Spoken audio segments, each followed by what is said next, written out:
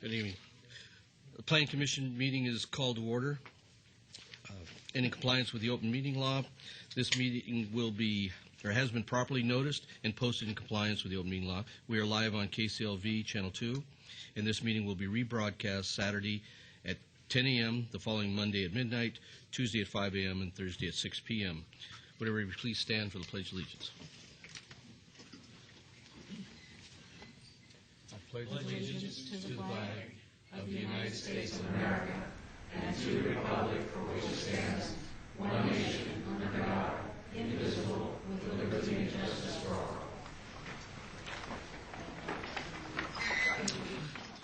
Madam Clerk, will you please call the roll?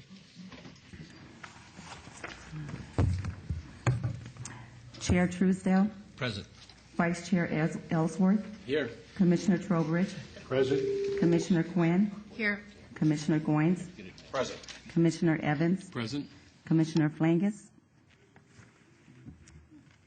Thank you. And he is excused. Okay. I call your attention to the information printed in your agenda concerning our actions and the appeal and review process, if appropriate. Please read this carefully, and if you have any questions, staff is available. Also, the second page of the agenda contains our rules of conduct.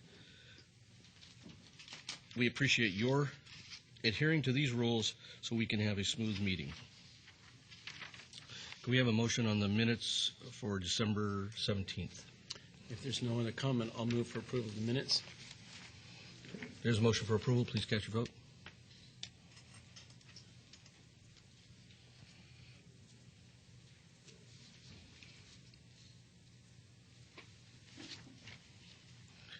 And that is approved.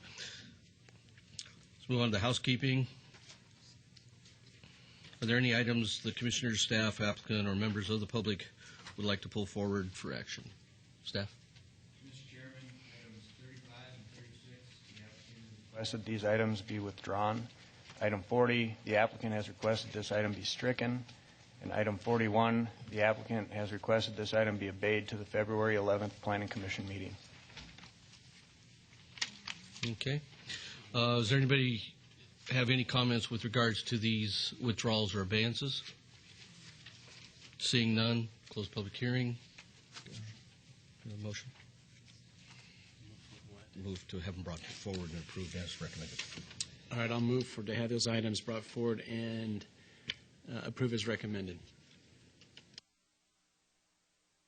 Or removed, yeah. Please cast your vote.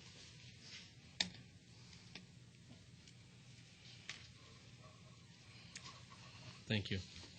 There are no consent items. We go to our one motion, one vote items. The following items that may be considered in one motion, one vote.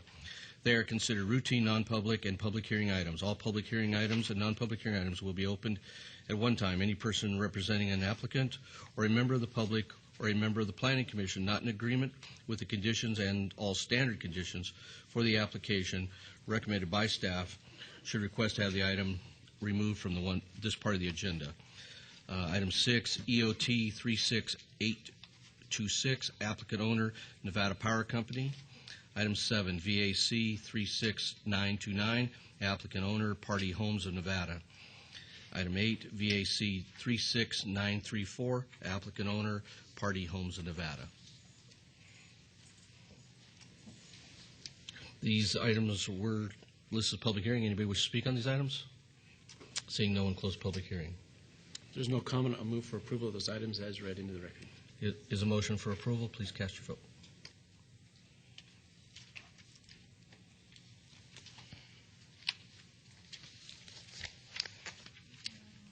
And those are approved, and they're all final action, right? Mm-hmm. And they are all... I'm sorry. The first one is final action. The other two go to City Council on February 17th. Thank you. Now we go to our public hearing items. Items 9 and 10 are related items. ZON 36347, applicant owner Justo Satre. From R1 single-family residence to PR professional office and parking at 216 North Lamb Boulevard. Companion item is SDR 36345 for a proposed 1,966 square foot addition to an existing 1,296 square foot office medical with waivers of perimeter landscaping buffer standards to allow buffer widths of 0 feet along the north perimeter where 6 feet is required, 0 feet along the south and east perimeters where 8 feet is required, 6 feet along the west perimeter where 15 feet is required, and 0 feet between the sidewalk and the back of curb where 5 feet is required, adjacent to arterial streets at 216 and 220 North Lamb Boulevard. Staff? Mr. Chairman, the current site consists of 2 lots with an existing medical office on the north lot and a single-family dwelling on the south lot. The 2 portions are proposed to be redeveloped into one site with a 3,256 square foot medical office connected by a new addition. Rezoning of the south lot is required to accommodate the low-intensity commercial uses and will conform to the existing general plan designation of the site.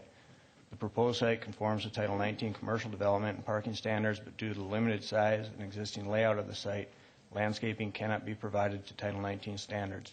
Since the previous abeyance, the applicant has added some interior landscaping at the front entry area, has provided locations for future signage on the building, and revised the color scheme to use earth tones.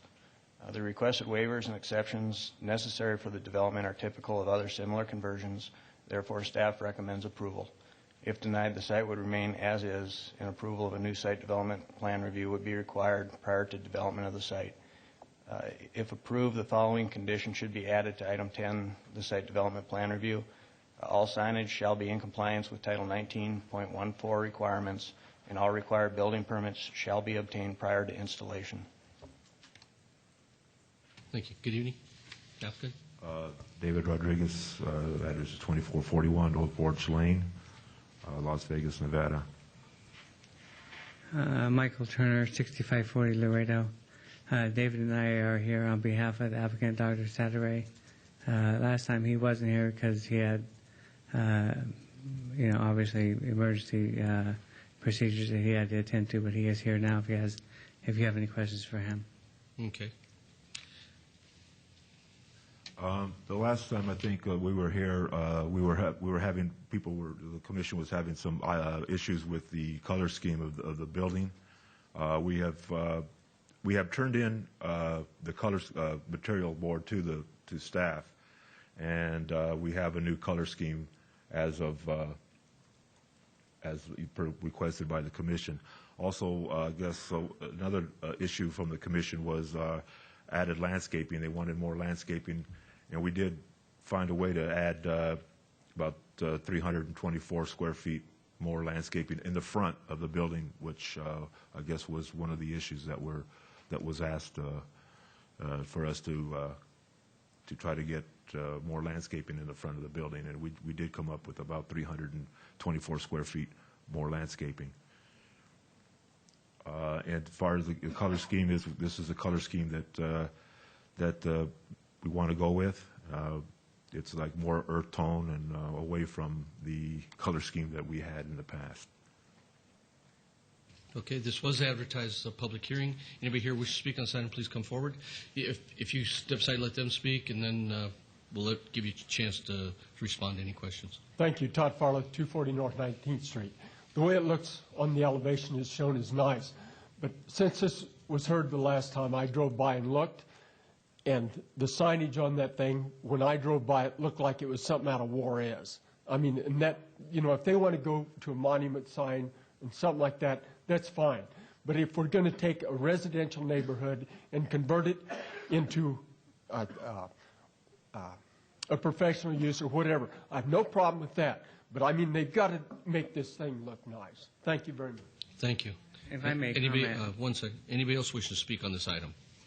Seeing no one, will close public hearing. Let you respond. Yes, like we said at the last meeting, we will take down the stencils off the garage, and we'll take that wall that has writing the signage on it is coming down anyway to merge the two buildings. I don't know if we could really see it here on this, but we do have signage where we want to put the signage right here. the rear, and then up here on top, on the front of the building. This would be the front of the building, that would be the signage up there, and then the signage in the rear would be back there, and any other signage would be removed from, and of course, these signs are like what staff recommendation was, have to be permitted by the city. So that's what we were saying, that stencil and all that stuff will be coming down anyway. Yeah, there would be no more stencil. It's important for us to keep the area moving forward, not backwards. Staff, you saw the revised elevations that were submitted? Or are you seeing them now? Mr. Chairman, we have seen the revised elevation. Okay. Thank you. Commissioners, comments? Commissioner Evans? Chairman, thank you. I appreciate what you've done, and looking at the elevations, it looks a lot better than what is there now. I would concur in large measure with Mr. Farlow regarding the signage, and that's my real issue, is that much like what I'm trying to do, and I think we as a commission and the city council want to ensure that much of what has happened on Jones, Eastern, and Maryland Parkway doesn't continue to occur down here and anywhere in the city, really. And that's my big issue, is how do we ensure that there isn't writing on the wall? I appreciate that you've made an offer to create a color palette that's acceptable. Often what happens is these things get, they were once homes and they get rezoned for professional, and in this case, I believe a medical clinic. I don't want to see we accept culinary and blow up, signs and neon and chasing strobe lights, that sort of thing. And I also know that it's a code enforcement issue, but how can we get the assurances at this level and at this commission to know that in a year or 2 years that this doesn't look like a ghetto? And that's what we're trying to avoid. I'm looking for some assurances. Is it possible that you could do a stipulation that he would... Can you speak up a little bit? I'm sorry. Is it possible that you could put a stipulation on the signage? He has concurred to go with the 12 or 14-inch signs on the lettering. Can you do that in the way of a stipulation? Make any condition? Mr. Chairman, if I may, we're going to ask the applicant to agree to the conditions, and I think the conditions do state that he's going to have to follow the sign ordinance as provided by Title 19, which would, as far as I know, permit that sign. So I think that should be sufficient. Which condition is it? Because I was looking at did I miss it?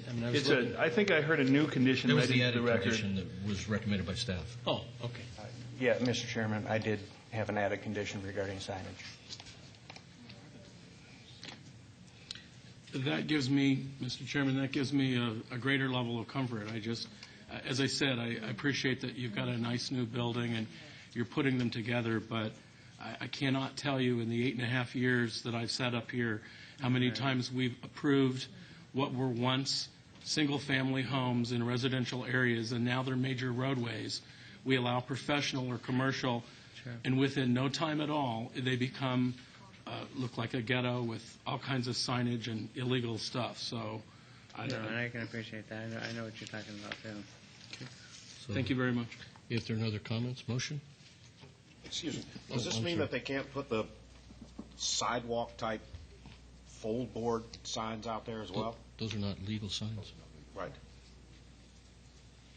Yeah, Mr. Chairman, if I may, I think you can rest assured that if we see signs that are incongruous with our statute or with our ordinance, that code enforcement will be out to enforce our laws. Thank you. Thank you. Commissioner Evans? My motion, Mr. Chairman, would be to follow the recommendation of the staff for approval of the zone change, item number 9, ZON 36347. There's a motion for approval. No other comments. Cast your vote. And that is approved. And item 10, SDR? On item number 10, the site development review 36345. Once again, my motion would be for approval, but with the added condition as represented by staff and Do we need to read it into the record again, or has it been memorialized? We're good? Yes, yeah, and if I may, Director Wheeler? in addition to condition number 5, that the development should be in conformance with the site plan, landscape plan, building elevations, and color boards, date stamped 1/4/10, except as modified. And that's acceptable to you, and you're making a representation here on the record and before this commission and everybody that you will comply. We will comply. That's Very fine. good. My motion would be for approval then with the added condition. Thank you. Please cast your vote. And that is approved, and those two will go on to City Council on March 3rd. March 3rd. And if I may, correction, just for the record, items 7 and 8 go to council March 3rd, not February 17th. Thank you. Okay, thank you. Item 11, Thank you, VAR. Chairman. Thank you, Commissioner. Thank you. Item 11, VAR 36579, applicant Siegel Companies, Inc., owner Sahara Suites, Inc., to allow 4 existing and 1 proposed freestanding sign to have a 1-foot setback where 5 feet is the minimum required, to allow 5 freestanding signs where 1 is allowed, to allow a 35-foot tall sign where 12 feet is allowed, to allow a 389 square foot sign where 48 square feet is allowed, and to allow a distance separation of 17 feet to 25 feet where 100 feet from freestanding to freestanding sign is required at 2500 Teddy Drive. Companion items, that's it. Mr. Chairman, this request for a variance is a result of an ongoing code enforcement action at the subject site for existing unpermitted signage. The applicant has limited this variance request to a single proposed 35-foot tall, 289 square foot freestanding sign where 12 feet in height and 48 square feet in area are permitted. Therefore, the provisions regarding multiple signs and distance separation do not apply. A condition of approval has been added to require that the 4 existing freestanding signs at the subject site be removed or permitted in compliance with the requirements of Title 19.14. The requested sign exceeds the height and area allowed by Title 19.14 and is located on a residential property where limited signage is desired. The applicant has provided no evidence of unique or extraordinary circumstances that would substantiate the need for the variance request. Therefore, staff is recommending denial. Good evening. Good evening. Jay Brown, 520 South 4th Street, representing the applicant. With me tonight is Mark Whitehouse, who is the applicant's sign consultant. As you've heard from staff, we're only asking for one sign here, one sign. We believe the height and face of the sign, as we're requesting, is compatible with other signs in the area. It's also, I might add, I believe, the same size as the Siegel sign that the city approved previously on Paradise in St. Louis. In order to avoid having this sign block the view of signage on the Palace Station property and the marquee as to traffic driving east on Sahara, we're going to put this sign as close as possible to the building. I've represented to some of you that it would go right against the building. After speaking to Mr. Whitehouse, he informs me that there are awnings about 13 inches out on the north side of the building, so it'll be against it, but about 13 inches away from the building. So I'm not off much, but I did say to some people that it was against the building. So I want to correct that. Stations Casino, we've worked with them. They have no problem with this application. However, they have asked me to ask you to put it, if you're kind enough to give us an approval on our application request, they would like a 5-year review of the sign just because of possible development in the area in the future, and we have no problem with that being an added condition, and we would ask that it be so. With that, I'll turn the microphone over to Mr. Whitehouse. He can tell you anything else you would like to know about the sign or answer any questions. It's up to you. Thank you very much. Mark Whitehouse, 10 Research Lane, Las Vegas, Nevada. It's a basic freestanding backlit sign, something that I'm sure you've seen all over, and it is comparable with everything in that area at the intersection of 15 and Sahara. Commercial properties surround the property and even are in between the property. There is a current sign about 150 feet away for the Korean restaurant, same side of the street. Thank you. This item was advertised as a public hearing, and if you wish to speak on this item, please come forward. Thank you. Todd Farley, 240 North 19th Street. the applicant said that this was just for one sign, but my agenda listing says it's for, there's 4 other signs involved there too, so I don't, it says to If I allow may, 4 Mr. existing If and I- 1 proposed. Director Wheeler? That's one thing. My comments are 2. Number 1, if we keep allowing this, we're opening a Pandora's box for all the rest of the people that want to put up signs. That's one. The other problem I have with Siegel Suites is that they put up these banner signs. They're against the code. We tell them to take them down, and they just stick their thumb in our eye. They just totally ignore us. You can, I know of 4 Siegel places. Well, one might be in Henderson, but in the Las Vegas area, that they have these banner signs, and I mean they're not permitted. We tell them to take them down. They just leave them up. And I mean, if they're just going to ignore us, I mean, why should we give them a variance? Thank you. Thank you. Anybody else wish to speak? Seeing no one, I will close the public hearing. Give you a moment to respond. Normally I don't, but the only thing I'd like to say is this. Even in this application, Siegel, when it initially filed its application, the sign was considerably higher and probably the face twice as wide. We heard the neighbors' concerns, so we may have had some problems in the past, but we try to listen to our neighbors. We withdrew that application. We filed a brand new application, and I think you can see by no one else speaking that our neighbors don't really have a problem, with this application. Okay. Commissioners, comments, questions? Commissioner Evans? Quinn. Go. Me? Don't go, Maria. For the record, I met with Mr. Brown last week, and he's worked this so that everything that people don't want there is not going to be there. The sign is going to be no different than the signs coming down Sahara, and it's going to be almost flush to the wall, now just up the 13 inches away. I'm also understanding that there will be one sign smaller to the west end of the property. Is that correct, Mr. Brown? Someone had told me that. It's actually a separate property. But it's so there will it's be, yes, one sign, yes, so, correct. So tonight what we're talking about is the big sign that goes east and west for people to see on that side of the street, and one other sign, and that's it. Yes, correct? ma'am. Yes, ma'am. That's the end of it. Yes, ma'am. So you will see my support on this tonight. Thank you. And if I may, Chairman, to clarify, Director Wheeler? there were other variances proposed. Those have been withdrawn. Correct. And the only portion that is before you this evening and is conditioned in the conditions before you is to allow the one 35-foot tall where 12 feet is allowed and 289 square feet where 48 is allowed. So that's one single sign that is the subject of the variance before you this evening. Okay. And we That's can... my understanding as well. Concur? And- Is that correct? Yes, at 2500 Teddy, there Yes. will be one sign, yes. And all of the street marking signs Yes. will be removed, right? For the record, yes, they will be removed. Mr. Ellsworth? Quick question. Why does it need to be 35 feet tall? What's the reason behind that size? Let my sign expert tell you.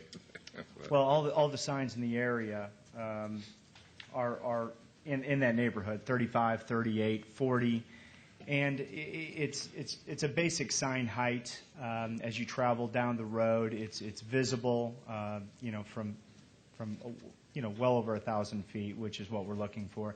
The sign itself also will be 27 feet off of the property line because the property itself actually has an access road in front of it, if you will. So the property itself sets pretty far off of Sahara. Unlike the rest of the properties in the area, which are able to have signs 5 feet off the property line, which would actually be back a sidewalk, layman's terms. This sign is nearly 30 feet off the road.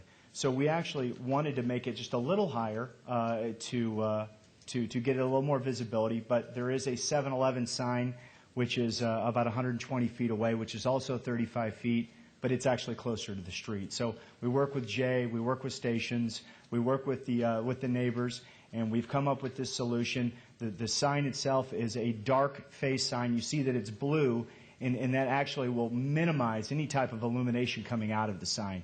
We feel that it works in the area, it's comparable with what's around, and again, respectfully ask for your approval on the matter. Thank you. Any other comments? Commissioner Goins? I'll support it, but your justification, I mean, how can you not miss a two-story apartment complex going down the street on Sahara? How can you not miss it?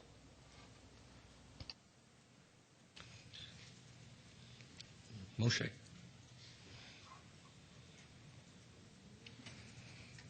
I'm going to make a motion for approval of variance 36579 with all of the conditions to remove the signs that are in the body of this text. So this would be one big sign and then the other sign, and total of 2 signs. And my motion total would be one for- sign on this property. Oh, The variance for the one sign. One sign on the variance, so my motion would be for approval on that. Okay. And if And I that may- include the 5-year? Right, I was going to ask for the consideration of the commission, if you wish to add, that there shall be an administrative review on or near January 28th, 2015. With the added condition of the review in 5 years, yes, thank you. There's a motion. If there are no other questions, please cast your vote.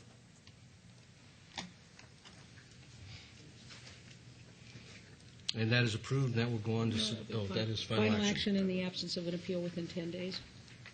Final action. Thank you so much. Thank you very much. Item 12, SDR 36787, applicant owner Aguila Centro Familiar Cristiano.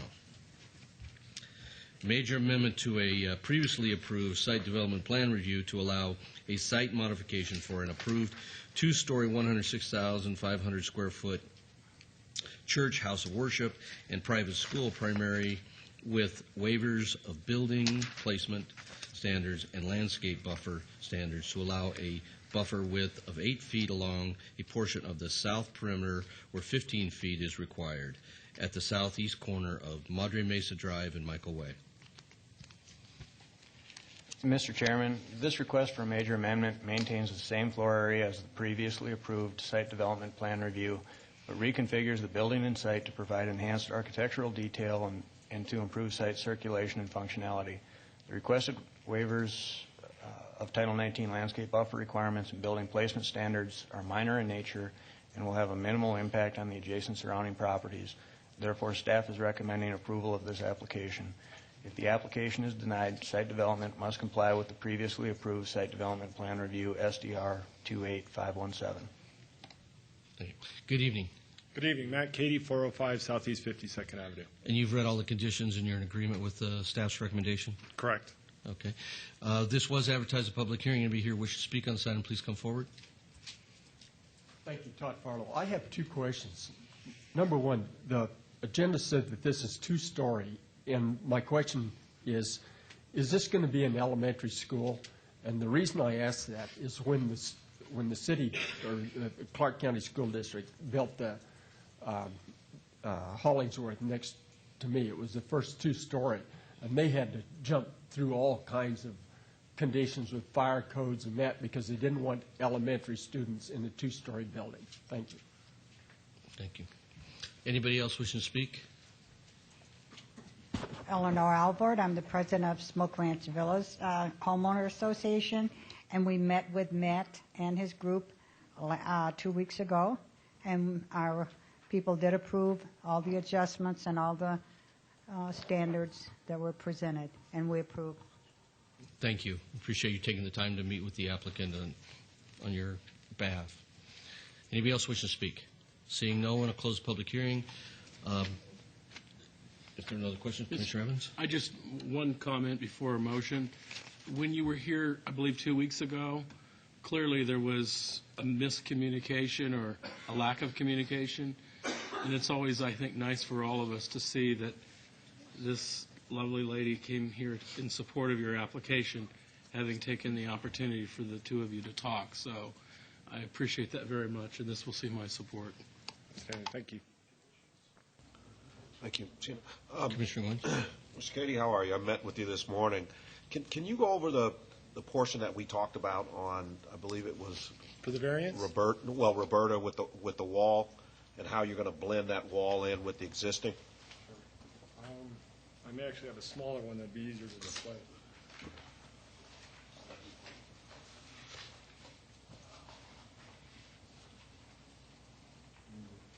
Yeah, we can You go zoom in there on- and zoom in.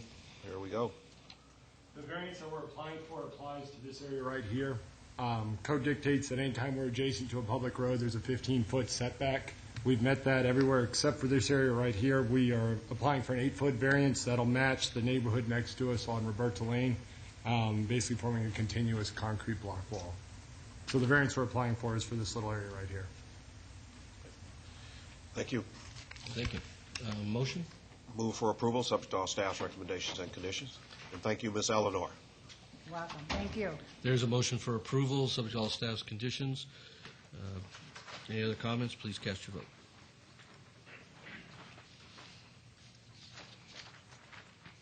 And that is approved, and that will go on there. That's going to City Council on March 3rd. Nope, final action, and unless appealed within 10 days. I get a 50-50 chance on some of this. No problem. And I missed that. When was the city council? Never? We have a new chair, and so he doesn't. It's his fault. It's his fault. Never. Final action.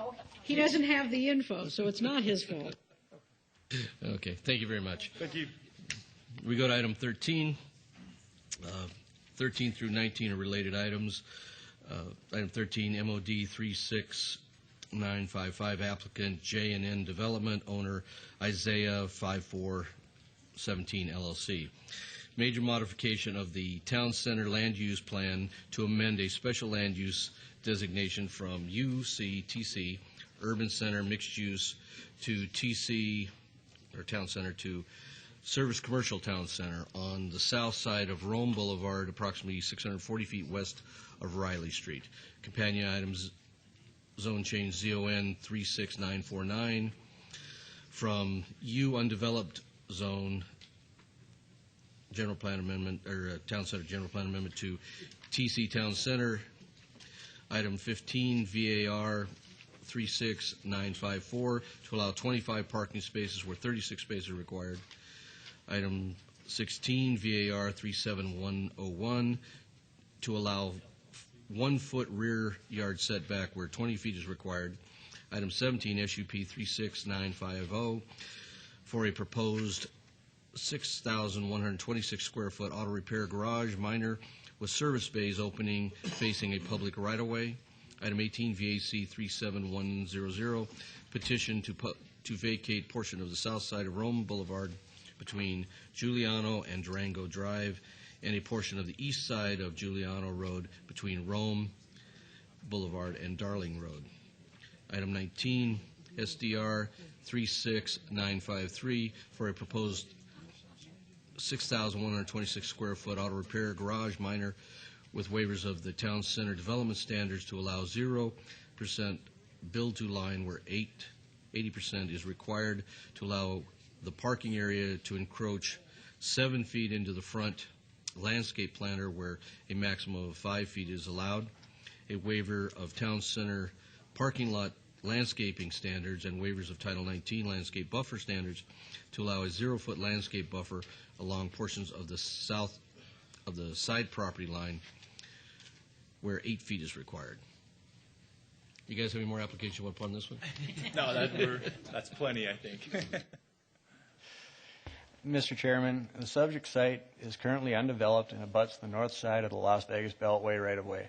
A proposed auto repair garage minor should be located on a triangular-shaped lot that requires a vacation of adjacent right-of-way, with a portion of the adjacent lot to the east to be used for vehicular access. Rezoning of both parcels of the subject site to the TC Town Center District is required for any development of the site, as it is located within the Town Center Master Plan area. A request for a major modification of the Town Center Special Land Use Designation to SCTC, Service Commercial Town Center, is requested for the triangular lot of the subject site only, to allow the proposed auto garage minor use with the approval of a special use permit. Parking and landscaping cannot be provided on the site to meet the requirements of Title 19 and the Town Center Development Standards Manual, and the building as proposed is too large to be placed on the site in accordance with town center setback and build-to-line standards. This has resulted in the need for waivers of the town center standards as well as associated variances for parking and setbacks in order for the requested site development plan review to be approved. Staff is recommending approval of the rezoning request as the proposed zoning district will allow future development of the site within the town center master plan area, and approval of the petition to vacate the adjacent right-of-way that dead ends and is not needed for access to other sites. Staff is recommending denial of the request for a major modification because the proposed designation is not compatible with the surrounding land use designations, and it will allow uses that are better suited to a location south of the Las Vegas Beltway. Staff is also recommending denial of the special use permit because the proposed auto garage minor use is too intense for the surrounding adjacent land uses, and denial of both the variances and the site development plan review because the subject site as proposed will be overbuilt. If denied, the site will remain undeveloped. Please note that one letter of support has been received for items 13, 14, 17, and 19 since publication. Good evening. Yes, good evening, Mr. Chairman, Planning Commissioners. My name is Tony Celeste. Address is 8345 West Sunset Road. Here on behalf of the applicant, Sun Auto. They have the Sun Auto auto repair around town. First, if I can direct your attention to the aerial, just point out where the site is, where the use of the minor auto will actually be is located right here, just over a third of an acre. This is the 215, the off-ramp to go north on to Durango. Located right here is a large commercial center anchored by Kohl's. I believe there's a PetSmart, as well as a Buffalo Wild Wings and some other eating establishments directly adjacent to the site. As the chairman read into the record, we have quite a few applications associated with this item. I think, though, I'm going to go a little bit out of order in this, and I think it's first important for me to address the vacation of this site plan, because I think once we understand the vacations, everything else I hope I can convey to you will fall into place. As the staff report indicated, we are seeking vacation of Rome Boulevard, which is the street that runs east-west, and also Giuliano, which is the street that runs north-south. As staff indicated in the report, they are supportive of this vacation for the mere fact that, as you can see, if I can go back to the aerial quickly, both those streets will dead end into the off-ramp. Essentially, the Rome Boulevard and Giuliano's other 30 feet have also been vacated previously. So, as you can see, we're just proposing to do the cul-de-sac there. The reason the vacations are important are really twofold. One is the obvious one. It gives us a little bit more property to deal with. But secondly, and maybe more importantly, or certainly as important, is the fact that when you take a look at the vacations and the way the site and the way the building is laid out, one of the use permits we are requesting is for the bays that face right-of-ways. Well, if Rome Boulevard is vacated here, as we're requesting and as staff is proposing, a substantial majority of these bays will now be not facing Rome Boulevard. The only portion really will be maybe a few bays right here that would face the cul-de-sac. And so really the use permit is not as severe as it may first sound or may first read on the paper, where we're asking to put bays facing a right-of-way. It will not be facing Durango, for example. It will not be facing the 215 or the off-ramp or any of that. So I think the use permit for this is appropriate based on several factors. One, the right-of-ways that staff are recommending approval of. Second, the majority of the buildings now face what is now vacated, and additionally will face, and I'm going to show, these are pictures taken at the site, and what the bays will be facing are the back end of the commercial center that I have just described earlier. You can see, also, so you can see on the aerial here. Right here is the site, and the bays will be facing the commercial center, and you can see pictures taken from the site. It will be the back end of the inline retail, which is located right here on the southern portion of the commercial shopping center. So it'll be basically the bays will be facing the back of Buffalo Wild Wings, the back of Cupcakes, a mail place, and things of that nature. So I think we've met the intent of trying to keep the bays off of the right-of-way or facing the right-of-way. And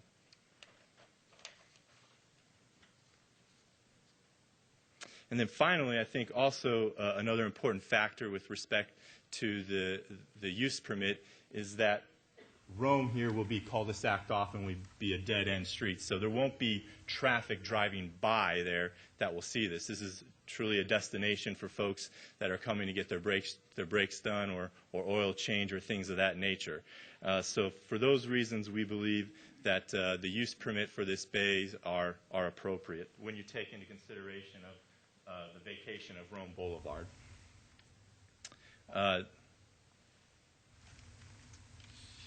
The next issue I'd like to speak briefly about is the landscaping. As was mentioned, we are seeking a reduction in landscaping. This, too, is a function of the size of the site, the narrowness of it, the triangular shape of it. But I think what is very important, and I'd like to point out, is that the areas where we can provide substantive landscaping, we are in fact doing that, providing substantive landscaping. Right here you can see we're providing two 30-inch box trees as you're going off the off-ramp heading towards the Durango exit. As you pass the building, you can see there's another substantial area where we can do landscaping, and we are providing 36 and 24-inch box trees in that area. And just so that everyone can kind of get an idea of how this relates, I'm going to show another picture here where essentially the 215 and the off-ramp is above the grade of the property. So when you're coming down, you're actually be almost looking over the site.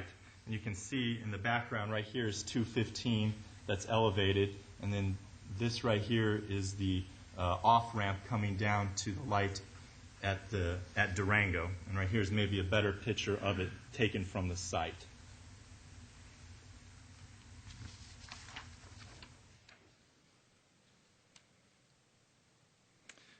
Additionally, another area where we have provided landscaping is right here at the cul-de-sac entrance.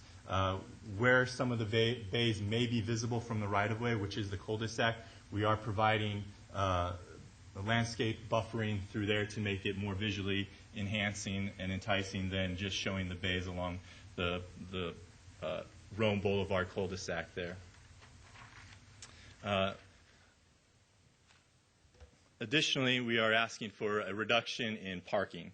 As you can see, I've put a chart here together of existing Sun Autos in the area, in the Las Vegas Valley, one from Henderson, one from West Craig Road. The way the city code is written is basically it depends on your square footage. There's a ratio of the square footage to number of parking spaces needed. In this case, our building is 6,100 square feet, and therefore code suggests that we have 36 parking spaces. We're providing 25. But what the code does not take into consideration is the actual use of the property. In this case, we're a minor auto repair use, where essentially we're providing 10 bays. And by the way, the 10 bays are not part of the 25 parking spaces that we've counted for. As you can see from the site plan here, over 5,000 square feet are devoted to the 10 bays. We're only talking a little less than 1,000 square feet of the office space of where you check in to get your car work, where you check in. So the parking we feel is plenty, especially based on, you can see the Henderson site is just under 5,900 square feet. That site provides 18 spaces with 10 bays. The one on West Craig is a larger facility, just under 8,000 square feet, providing 24 parking spaces with 12 bays. So you can see what we're proposing on the bottom is a 6,100 square foot building, 25 parking spaces, 10 bays. That all seems to be congruent with what has been approved in various jurisdictions, as well as what works for our client.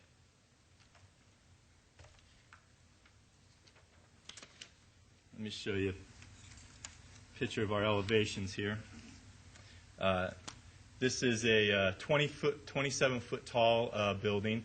As you can see, we are providing the 10 bays along the northern elevation here. I'd like to point out 2 of the bays are actually extended in height to accommodate larger vehicles.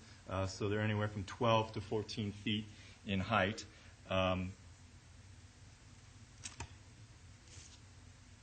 Also associated with the site plan is a rear setback. Right here we are requesting a 1 to 2 foot setback where 20 feet is required. And I think additionally what these photos will show is that although we're requesting a setback of 1 to 2 feet, it's not as if the building is going to be right on the off-ramp or the right-of-way. As you can see from this picture right here, taken from our property, that it's quite a substantial way back where the actual off-ramp is. It's at least 50 to 75 feet. I didn't go out there and measure it, but just by taking a look at it from the eye, it's quite a ways away. So I think that is an additional factor to take into consideration. Mr. Celeste, you've read all of the staff's conditions as if approved? Yes, and we are. You're in agreement with all of them? We are in agreement with all of those, and essentially I'd be more than happy to answer any questions that you may have. All right, this was advertised a public hearing. Anybody here wish to speak on this item, please come forward. Seeing no one, close the public hearing. Commissioners? Mr. Chairman, if I may. Yes, Commissioner Ellsworth. When I first read of the paper, of your plans here, I wasn't very excited about it at all. Right.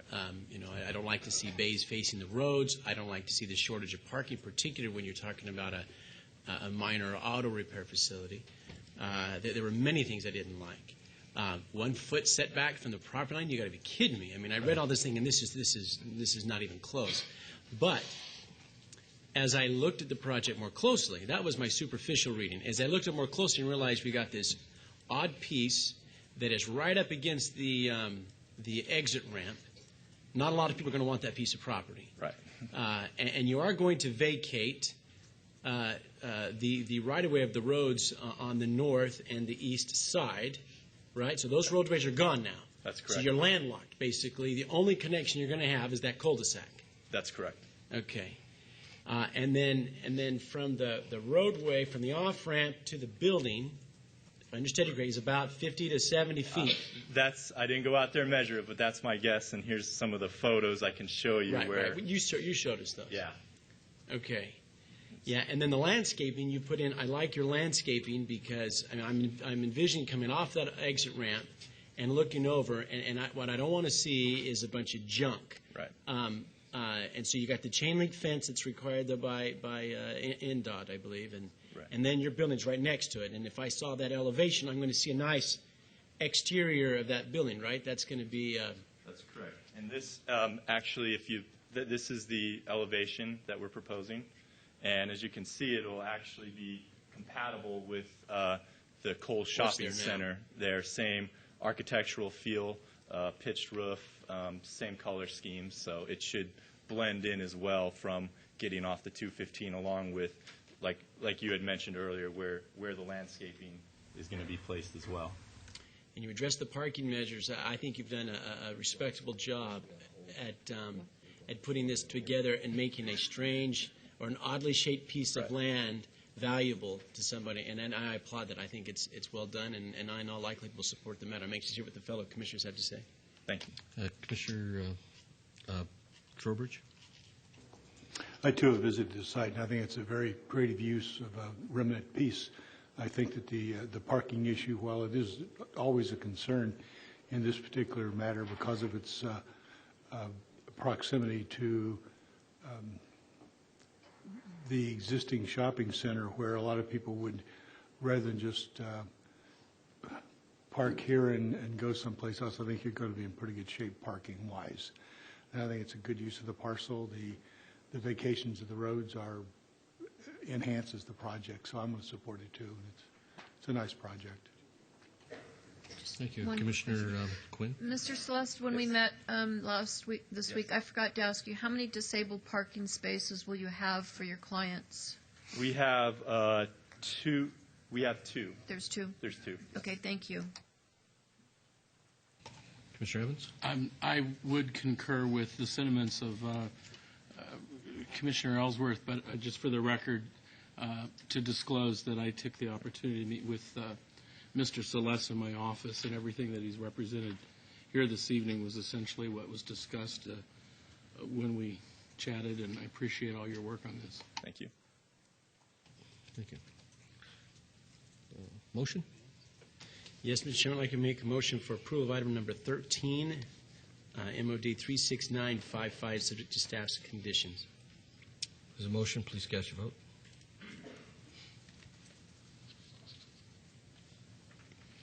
And that is approved. Next, item number 14, also move for approval. And there's a motion. Please cast your vote.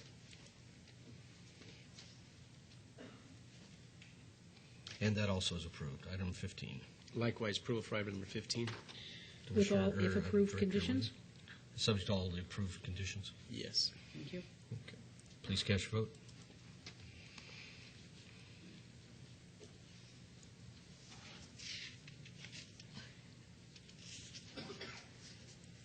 And that is approved. Item 16.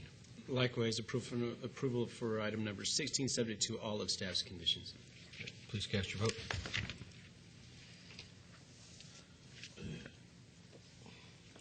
And item 16 is approved. Item 17. Likewise, approval for item number 17, subject to all of staff's conditions. Motion, please cast your vote. And that is approved. Item 18. Same thing, approval for a motion to approve number 18, subject to all of staff's conditions. Okay. There's a motion. Please cast your vote. And that is approved. Item 19. Same motion, motion for approval subject to all of staff's conditions. Please cast your vote. Those are approved, and they will go on to City Council on March 3rd. All right. Thank you. Thank you very much. You guys have a good evening. Go to item 20, GPA 36841, applicant owner MLK Carey LLC for SC Service Commercial and MLA medium-low attached density residential to GC General Commercial at the southeast corner of Martin Luther King and Carey Avenue. Companion item ZON 36839 from R2 medium-low density residential and C2 General Commercial to C2 General Commercial. Staff? Mr. Chairman, staff is recommending denial of both requests. Is the general commercial general plan designation request and the request to C2 zoning is not compatible with the surrounding land uses in the area. Staff finds that service commercial and C1 would be more appropriate at this location, and as such is recommending denial of both applications. Please note we have received an additional protest since publication. Thank you. Good evening. Good evening. Terry Lalonde, 237 Sierra Country Circle in Gardnerville, Nevada. I think we're all here tonight for the same goal. These four pieces of property here are basically damaged property that can't be built on. This corner is a key corner for the north part of the city. It's basically a blighted corner, and our goal is to get it so that it can be developed, cleaned up, and give a proper impression as one drives into the city from the north or exits from the south. What we inherited here is, or are rather, 4 lots that are split zoned. The top of the lots along Carey are R2. The bottom of the lots, as you can see, are C2. The lots across the street are C2, and the lots to the east of it are C2. Our approach here was to look to the easiest, non-disruptive, coherent zoning. We put in an application to use C2 over the entire 4 parcels, getting rid of the R2. On the general plan we were given, the lots are MLA. One lot is service commercial, and the remainder are all MLA. As of last Thursday, we found out that the lot on the west side, this is right on MLK Boulevard and Cary, is not on the master plan correctly as MLA. It is MXU in the redevelopment district. I suppose we could get more confusion with these 4 lots, but I just don't know how.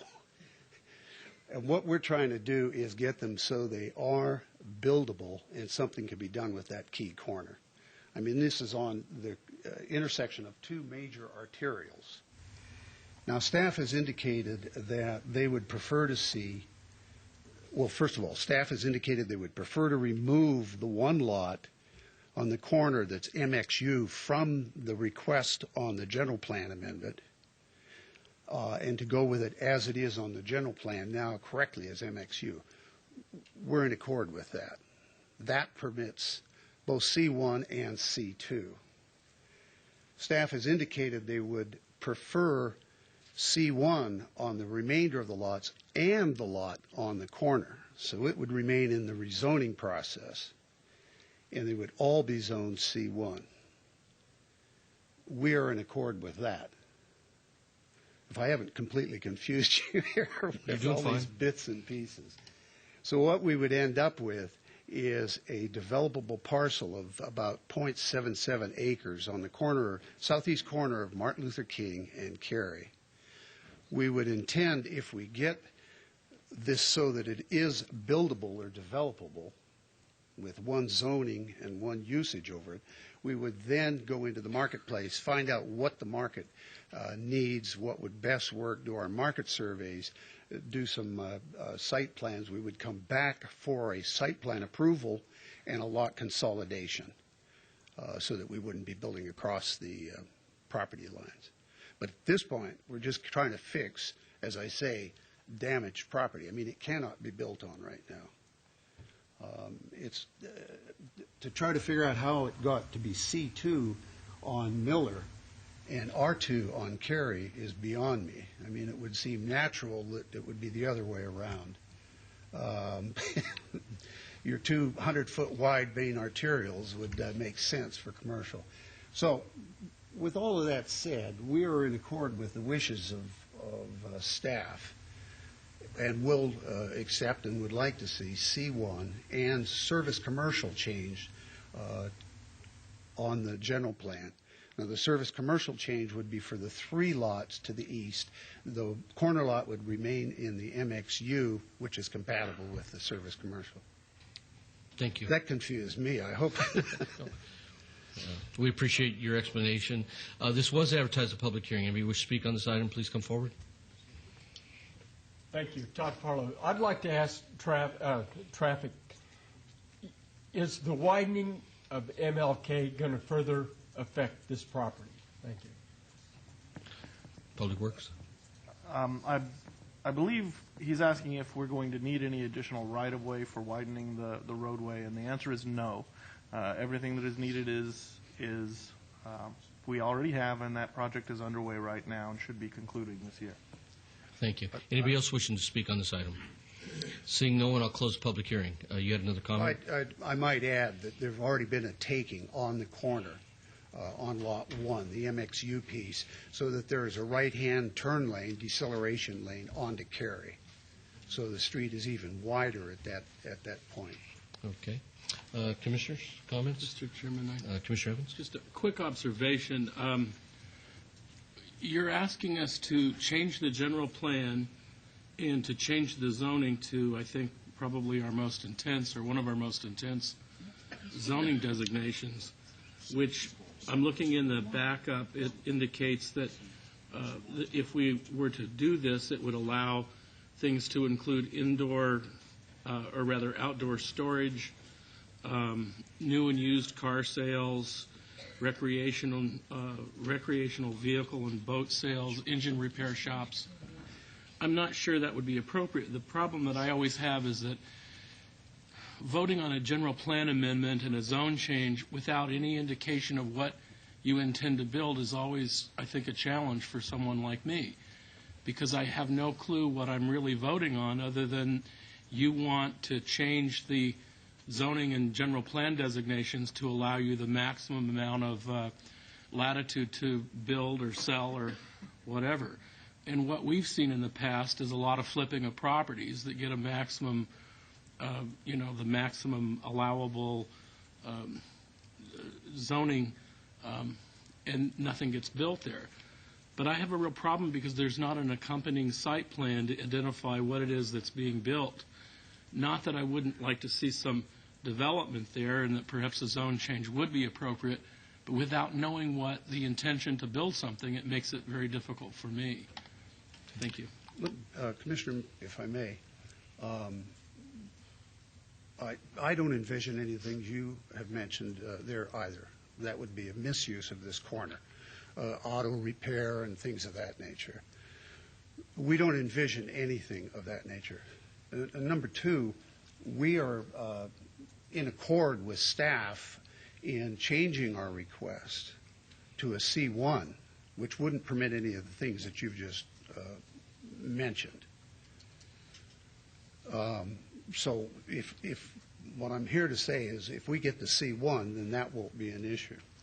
The second point is, and I can understand your need for a site plan, but we're stuck with having it being split lot zoning once again, half residential and half commercial on the bottom side of it.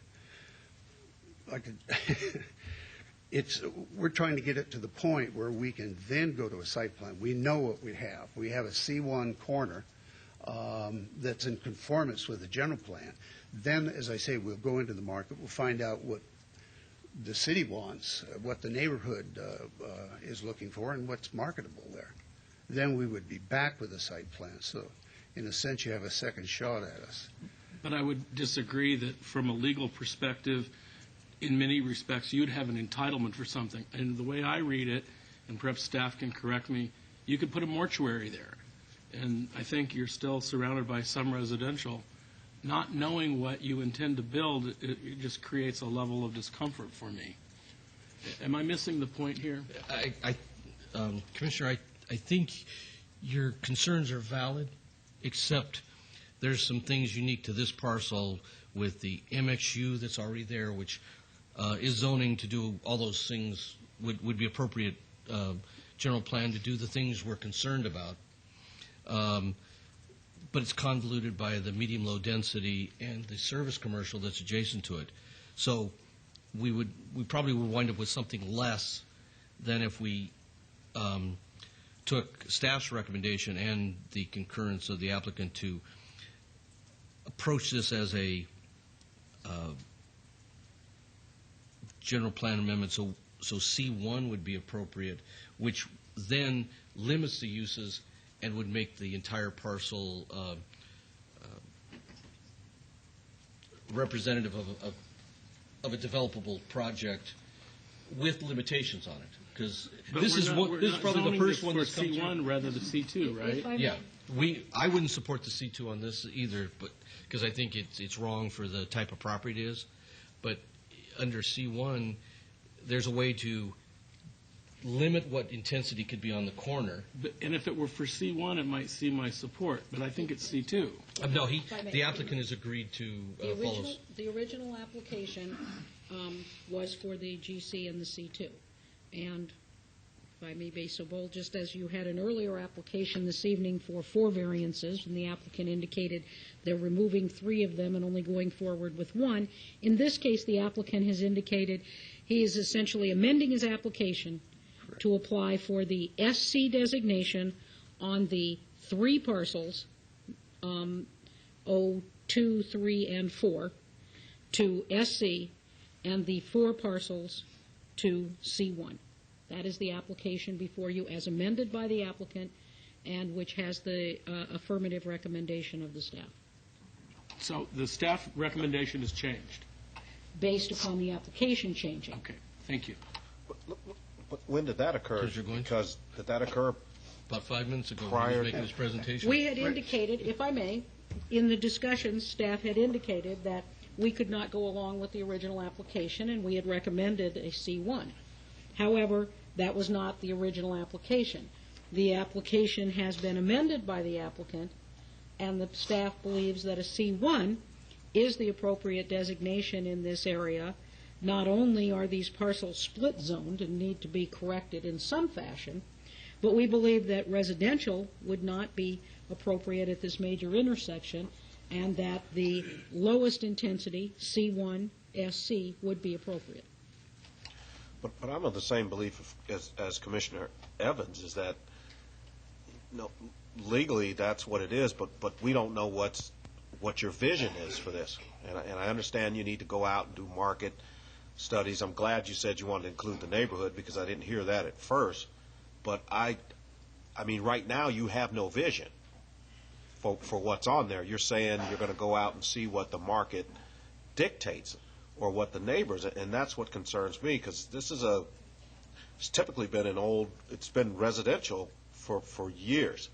And do you own that existing building that's on that corner? Yes. And right now, from time to time, that building opens up for whatever reason, where people have cookouts and barbecues for a long time. There was a big, huge four-wheel drive monster truck parked there, and so I don't know what your vision is for that, and I'm a little perplexed at wanting to go ahead and approve it as a C1, because my fear is that while we say C1 is not as intense as C2, but once you get a commercial use there, I have some concerns about your ingress and egress into the neighborhood.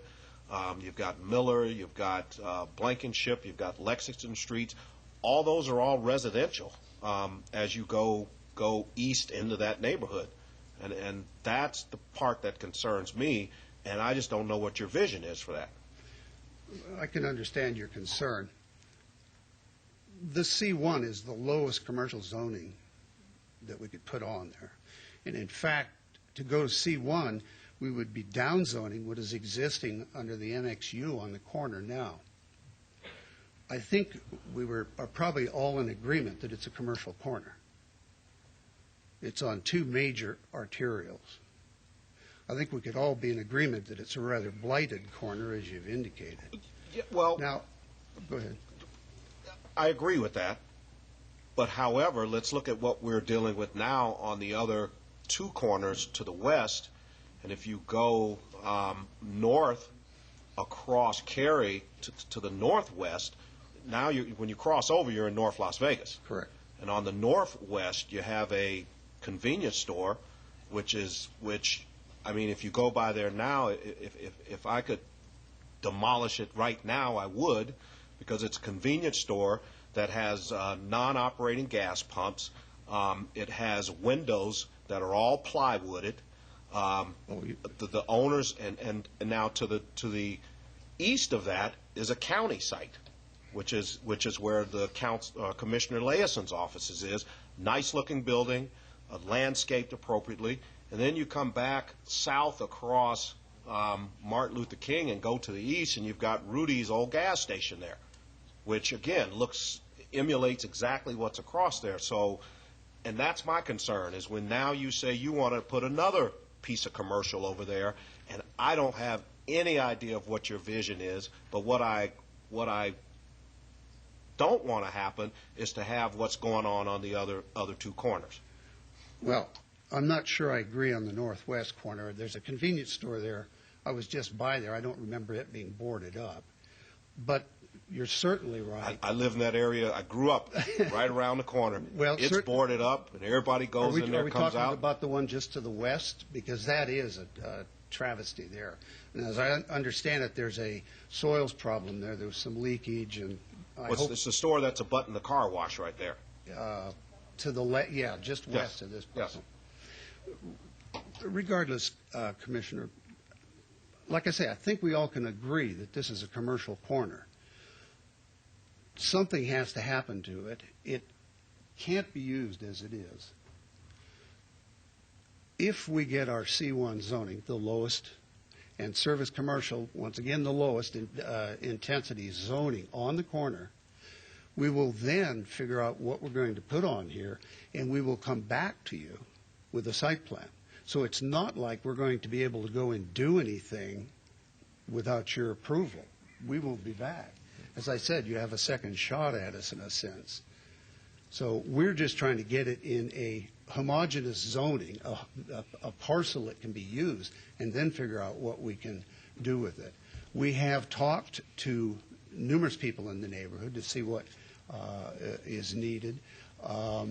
We haven't explored in the market whether any of those market, for instance, a market, a drugstore, those sort of things, are in the market for a site.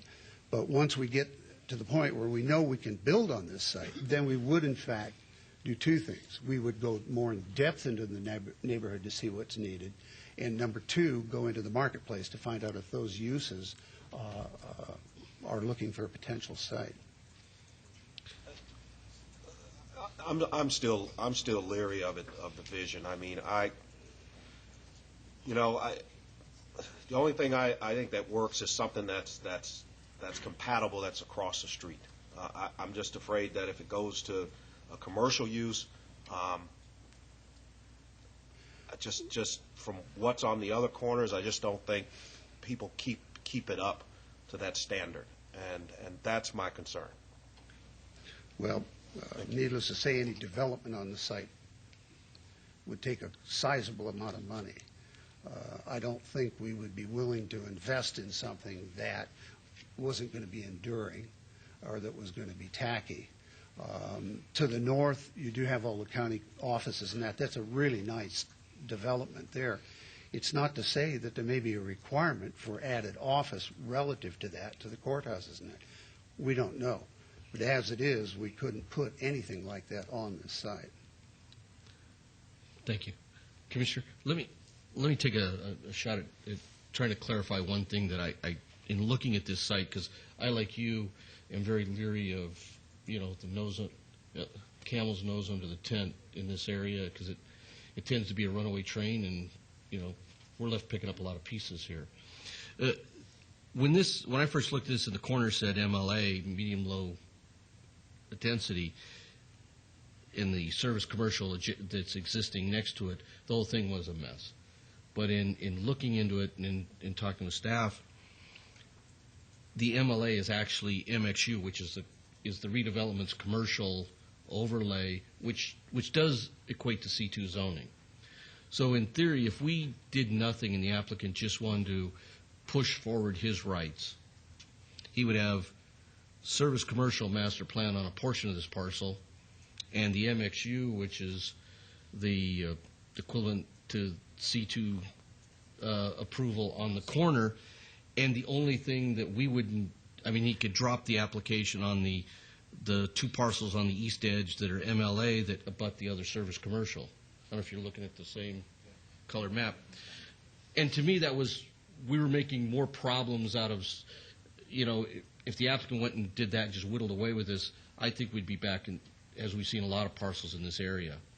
That's why I wouldn't support the C2. I think that's inappropriate, because then the chance of having the issues we have in the other corners that you and I are both concerned about, and as it relates to the office facility to the north, would be way out of character. But if we put this under the service commercial, clean up the entitlement for the master plan portion, and put the zoning on it with the conditions that everything's going to come back to here. We're going to get whatever plan comes in under that C1, we're going to have an approval of that plan. And it may turn around being office that's appropriate, but we know we're not going to have an auto repair yard there. We know there's a lot of uses we're not going to have come before us. And my concern is if we, on this particular corner, since it is a double section corner, doing nothing might let us wind up having another auto tire peddler in that building out there, and the rest of it stay fallow, and they take the profit off the corner and leave everybody hanging. At least under what we're doing, we can require the property to come together in a cohesive development, which I believe gives the planning staff and the city, on behalf of the neighborhood, a much stronger control of how we view this going forward. it's very difficult. This is probably one of the few that have come through that I said, why aren't we getting a site plan with it?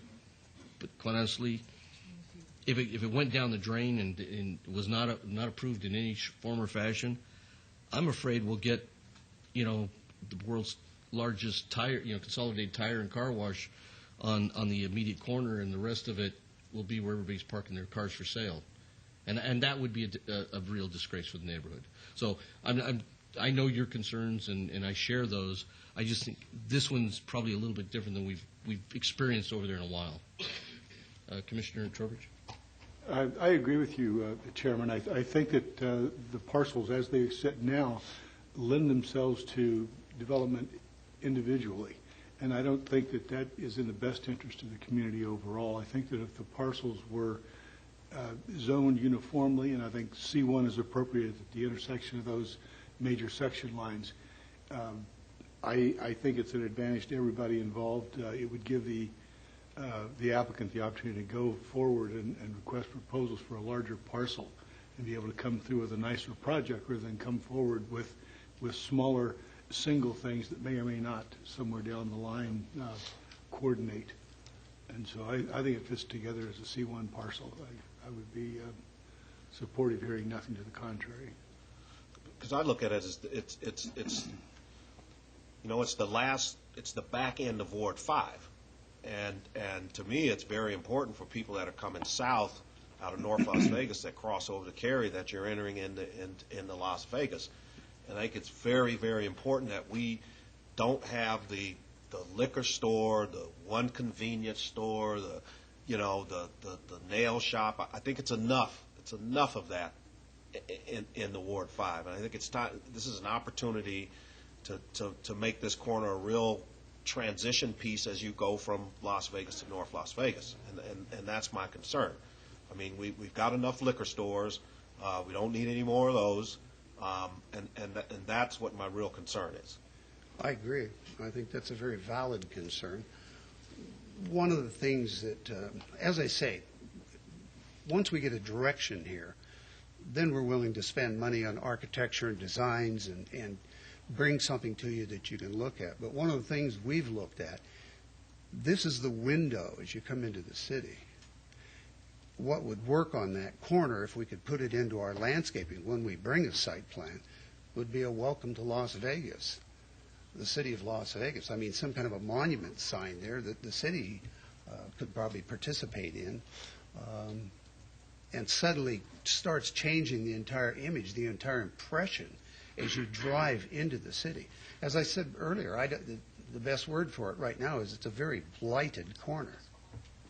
Once this site is developed, the one that has a lot of concern, the one you were mentioning across the way there, it would be more natural for that then to go under development. And in it, it's MXU also right now. Thank you. Commissioner Ellsworth? I want to make sure I understand things correctly. If we don't do this, it carries risks, right? Someone could come in and parcel this out and do it in small bits, and then we've got the small liquor store, we've got whatever it might be. If we do something now, that also carries risk because the applicant might come back with some project that is not conducive to the area. So it seems like each decision has pros and it has cons. And it sounds like to me, if I'm understanding correctly, the applicant's position, and possibly you, Mr. Chairman, and a few others, is that by taking this route, it's the safer way, because now we have this area, it's all C1, and we have, as a city, greater control over what the use will be, and will prevent the small ones from popping up because now it's blanketed over in just C1.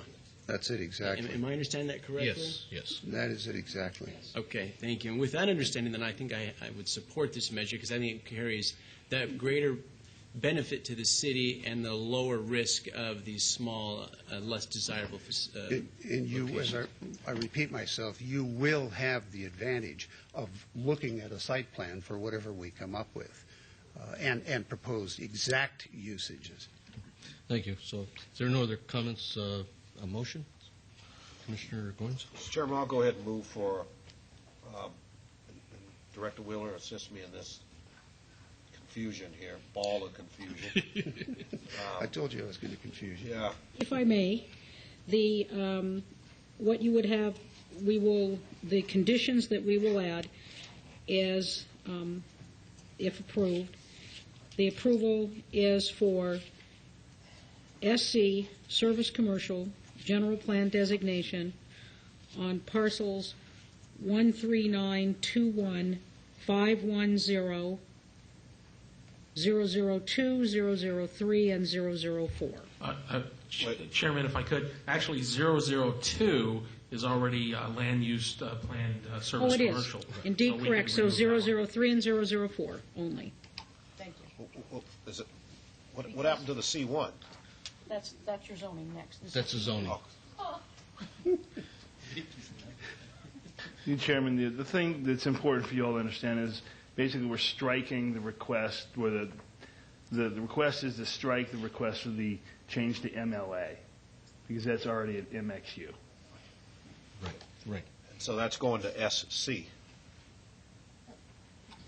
The two parcels will be SC, 002 and 003. I'm sorry, 3 and 4.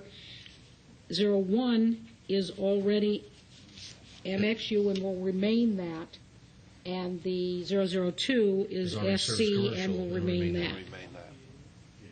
Okay. So a yes vote would be to approve the general plan, based on the motion as I understand it, would be to approve the SC general plan amendment for 04 and 03. Correct. If there are no other that's questions. my motion for approval. Mr. Chairman, just before we vote, generally speaking, as I stated, I don't like to approve a zone change or a general plan amendment without an accompanying site plan, but my fellow commissioners and you, the applicant, have given me pause, and in this particular case, I think I would concur, and I will vote accordingly. Thank you. Please cast your vote.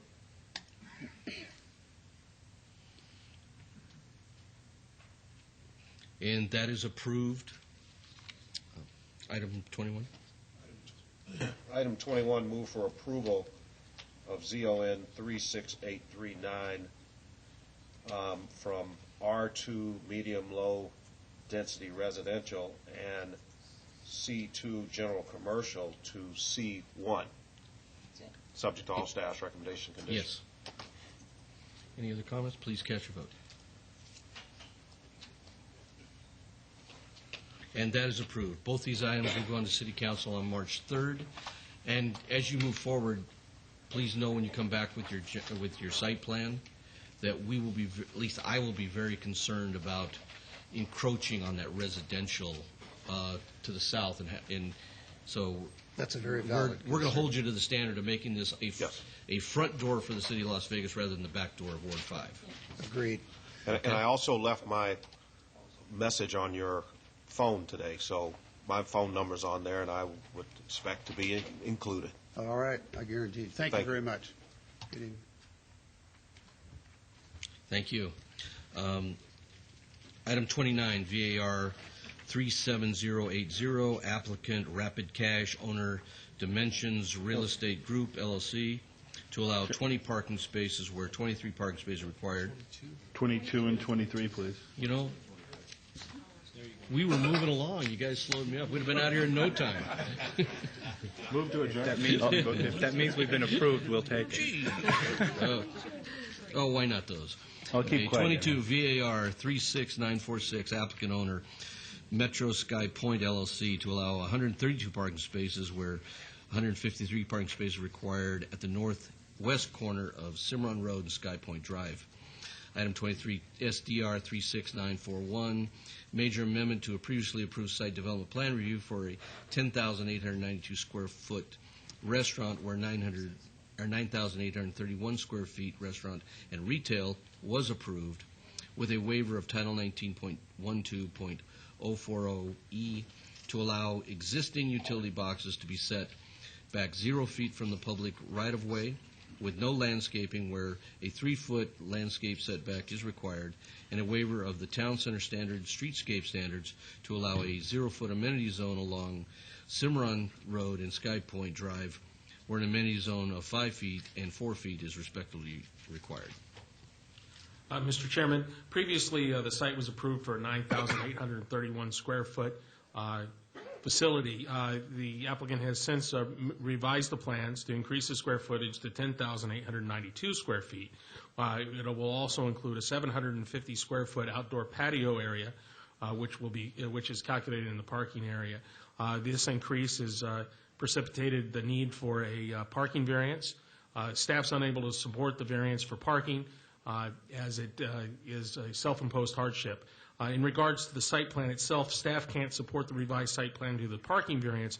However, in regards to the waivers, staff does note that those are existing conditions. The sidewalk is existing along Cimarron, and the utility boxes are already installed. Staff is recommending denial of both applications as the variance is self-imposed. Please note, if approved, the variance condition number 3 should be amended to read as follows. The approval shall be void 2 years from the date of final approval unless a building permit is issued for the principal building. And please note, we have received additional letters of support and protest since publication. Good evening. Good evening. I'm Sam Ficini, 30-year proud owner of Metro Pizza here in the Valley. When my business partners and I purchased the site in question, it was originally designed to be 3 drive-through fast food facilities, and our vision for that corner was this restaurant that we have on the screen, hopefully, the 3rd freestanding Metro Pizza in the area, the 6th Metro Pizza business in the area, the first one for the city of Las Vegas.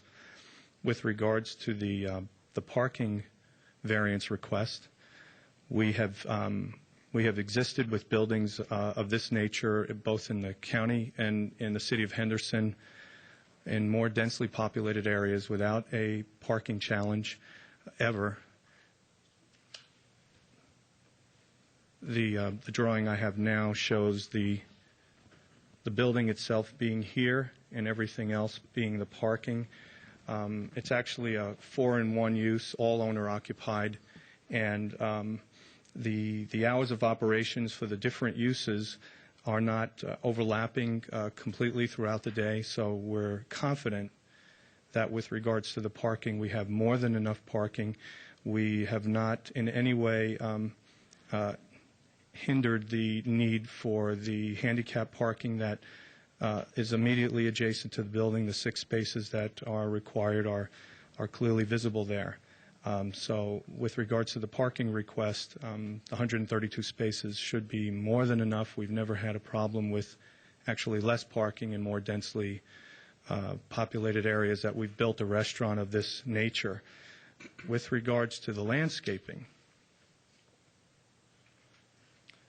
that's our landscaping drawing, and the only area of concern is along the Cimarron Road side where we believe it doesn't, the changes that we're asking you to approve, or the variance that we're asking you to approve, has to do with the fact that when we purchased that property, the sidewalk was already in place.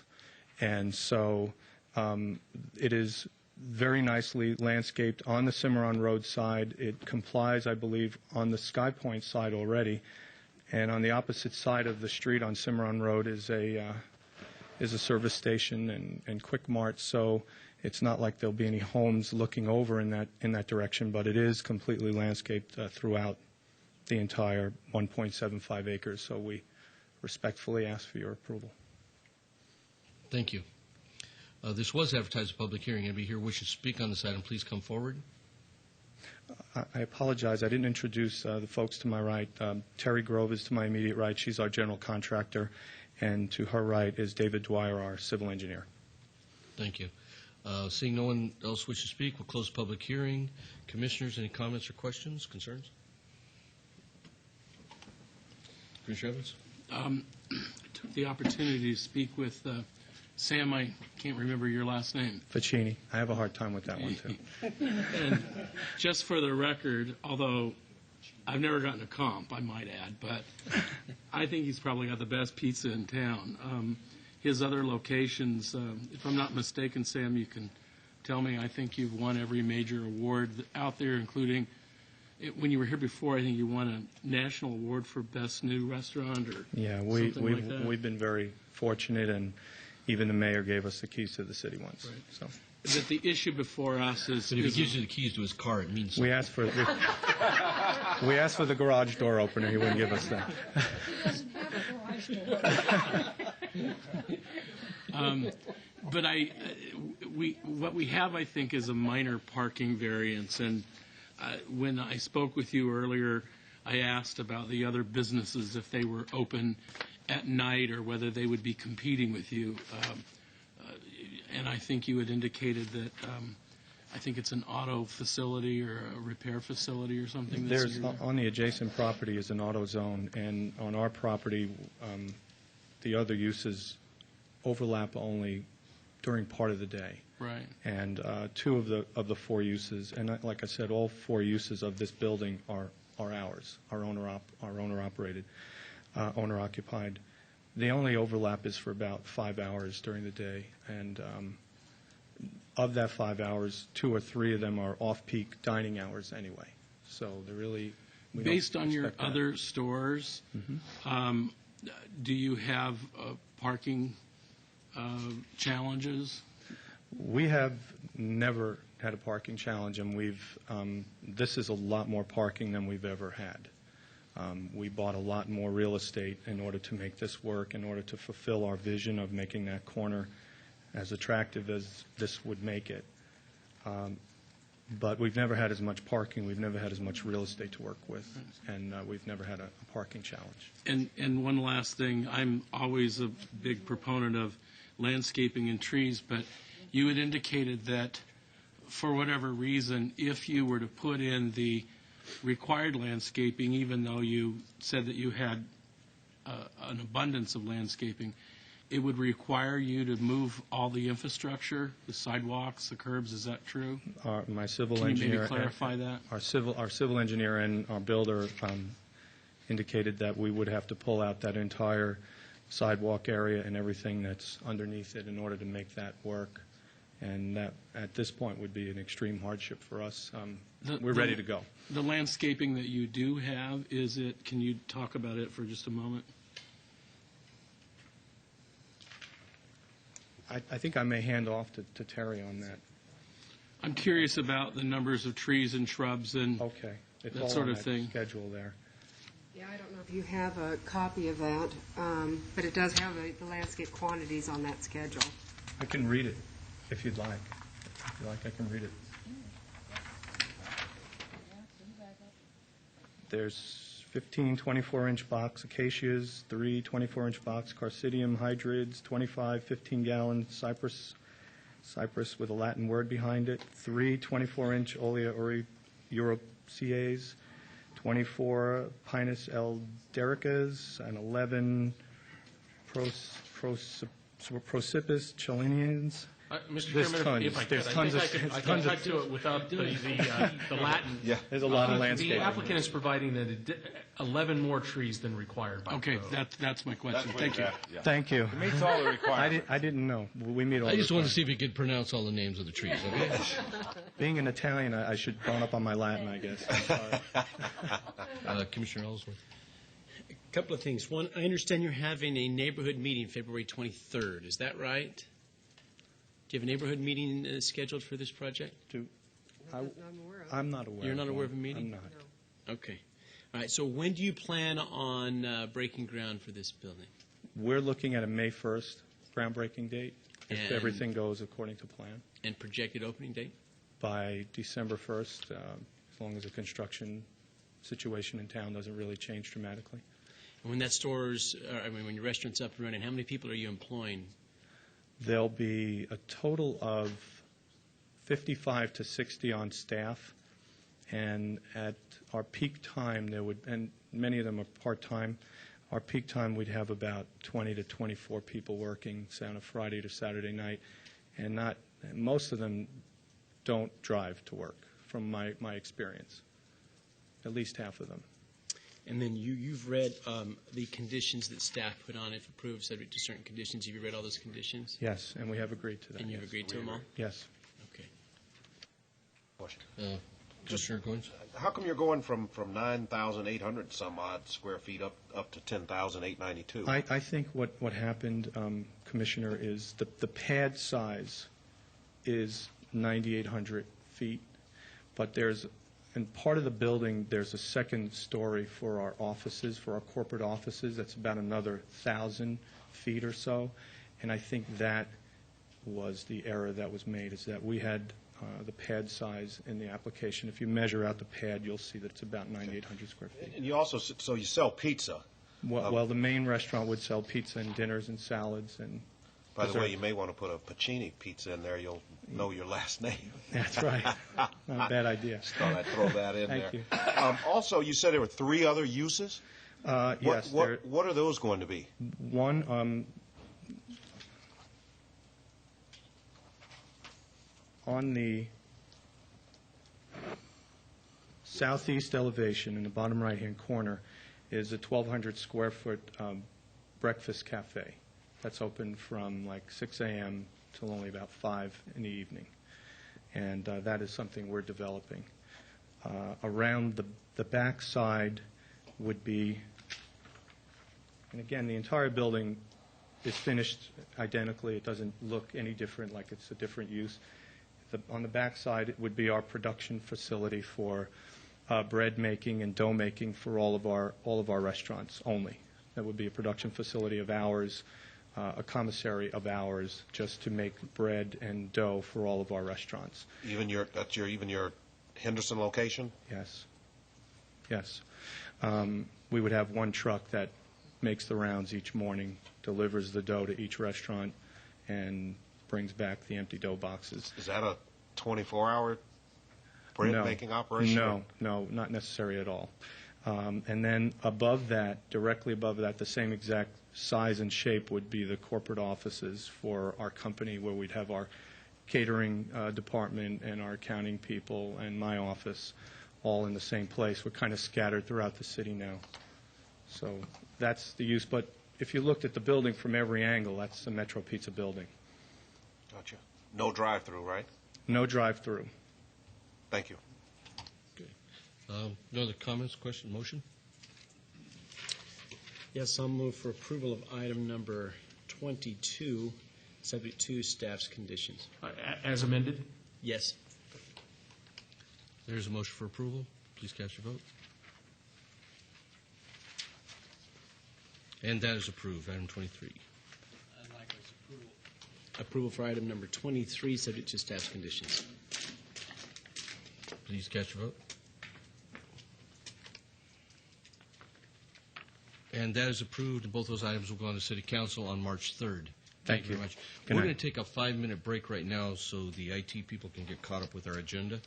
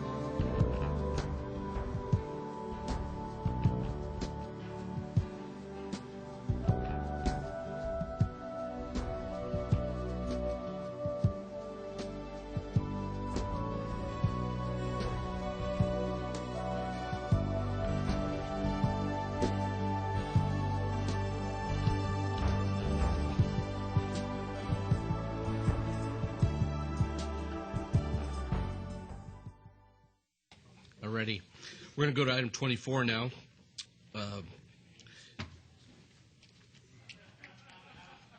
VAR 36904, applicant owner Angelo P. Balder, to allow a 6-inch side yard setback where 5 feet is required for an existing carport at 1401 Fay Boulevard.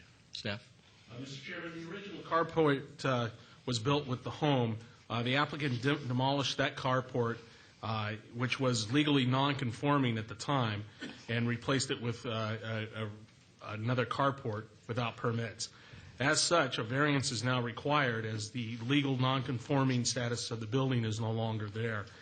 Staff is unable to support the setback variance as it is a self-imposed hardship and is recommending denial. Please note that we've received additional letters of protest and additional letters of support since publication. Good evening. Good evening. Angelo Balder, 1401 Fay.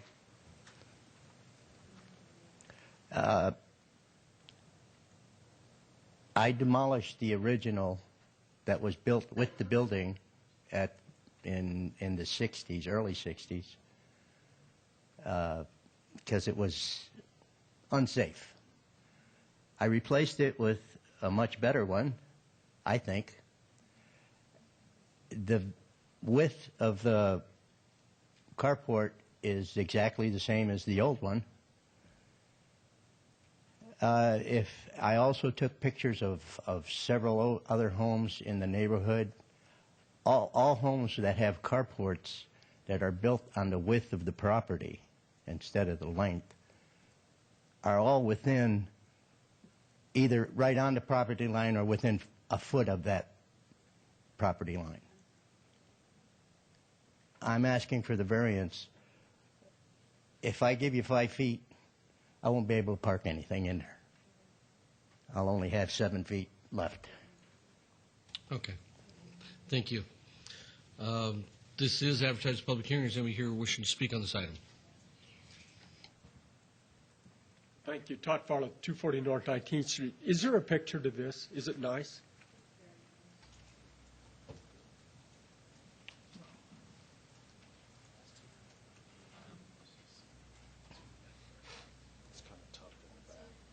If you look at the overhead, there's a picture of it now.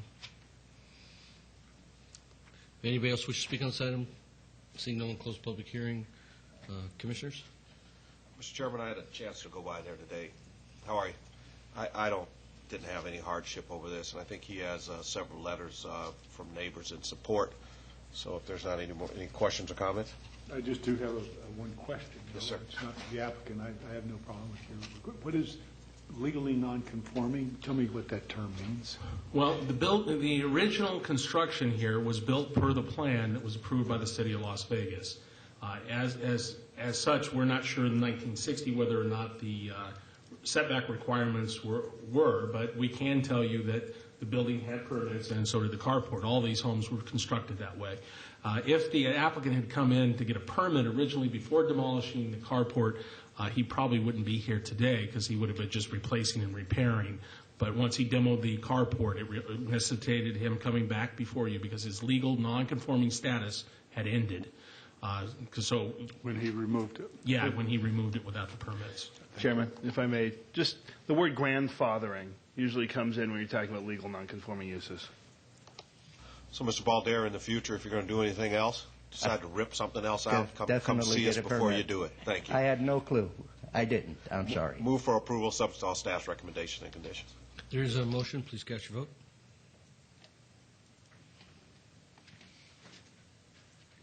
And that is approved, and that is final action. Thank you. Oh, nope, I it's not. appreciate it.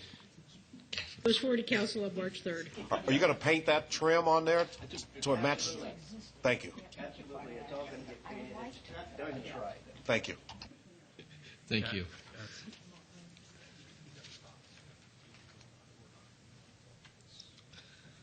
Item 25, VAR 36952, applicant owner Tim Pangborn, to allow 3 existing metal ancillary structures, Class 2, with a combined floor area of 2,023 square feet, where 1,803 square feet is the maximum allowed at, and to not be aesthetically compatible with the principal dwelling unit stucco at 2105 South Tenaya.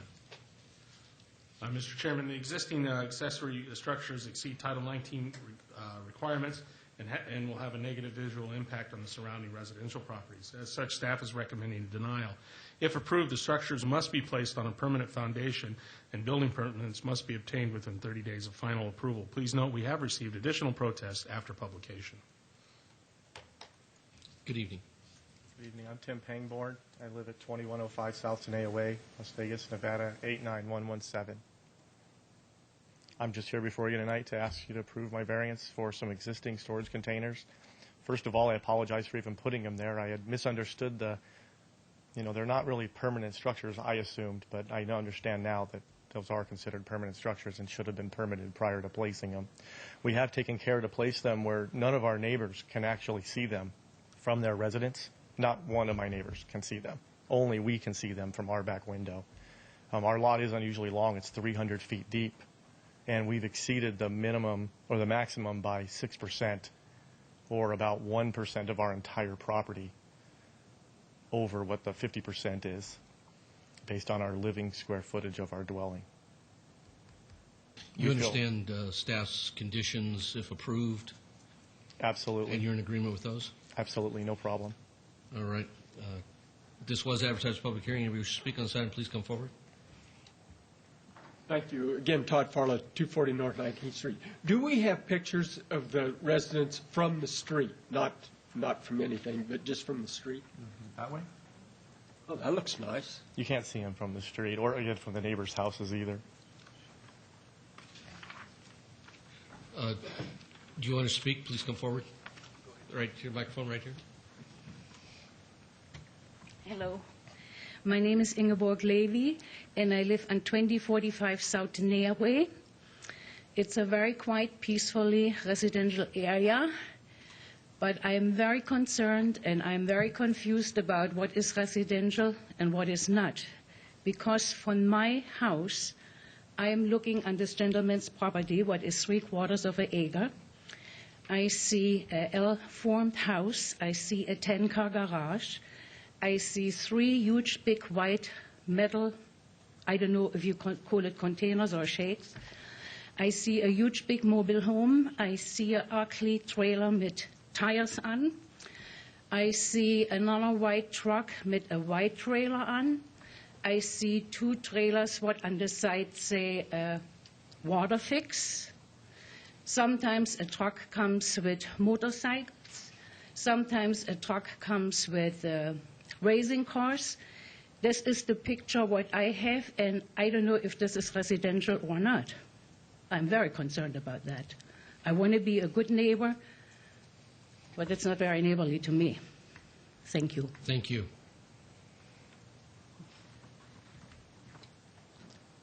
Good evening. My name is Keith Robertson. I'm at 7340 O'Bannon Drive. I'm on the property directly south of Mr. Pangborn's. And it's a very quiet residential area, has been for the 15 years I've lived there. And now we're seeing containers which look like, and I think would be storage containers on the property. Until recently, we had a direct view from our whole 3 or 4 of our residential windows, but recently there's been a green fence put up. There's a sports court. That sports court hides what we typically have seen, but we are going to have to put up somewhere in the excess of $7,000 worth of trees to block out the view that we've seen.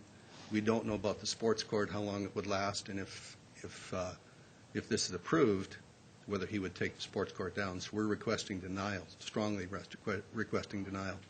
A lot of the other neighbors that couldn't make it tonight asked that we speak on behalf of them and say, please deny this request. Thank you. Thank you. Anybody else wish to speak on this item, please come forward. Seeing no one, close public hearing. Commissioners' questions? Commissioner Quinn? Tim, I called you today, and Yes. I was outside your residence, and you were at work. Yes. And when I viewed all the pictures of my backup material, I assumed that you were in the roofing business because what you're storing here are all roof tiles, cement trucks, things to cut roof tiles, and it looks to me, and this is only my opinion, that you're either storing something for someone else or you are possibly running some type of side business out of your home. It's my job to represent Ward 1 in the fashion that we have to set a precedent right now, today, that when businesses are slowing down, just like my husband's, he can't bring all of his stuff and put it in my backyard. Nor can you bring all of this stuff and put it in your backyard, because then if your neighbor down the street has a problem, I'm not going to be able to say no to them because I said yes to you.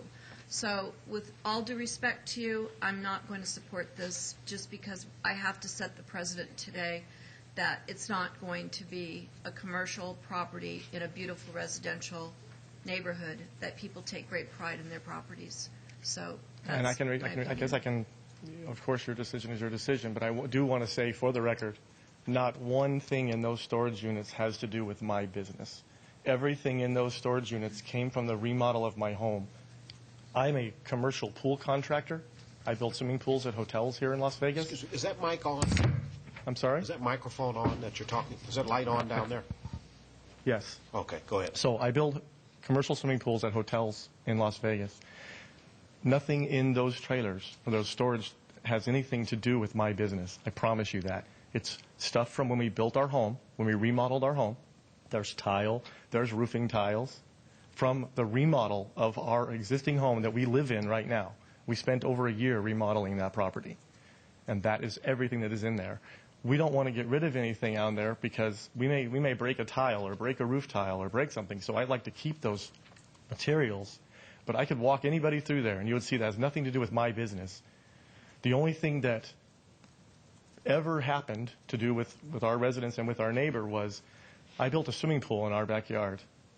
So I had my construction trailer in my own backyard when I built my swimming pool. I then finished my pool, and I pulled the trailer out. About 4 months after that, we decided to go ahead and do the sports court this year rather than wait till next year. So I brought that trailer back so my guys could come in, and it's shovels, it's compactors, it's forms. They brought a 7-foot high by 12-foot long trailer into my backyard to build the sports court. We got it graded and got it formed. I pulled a permit.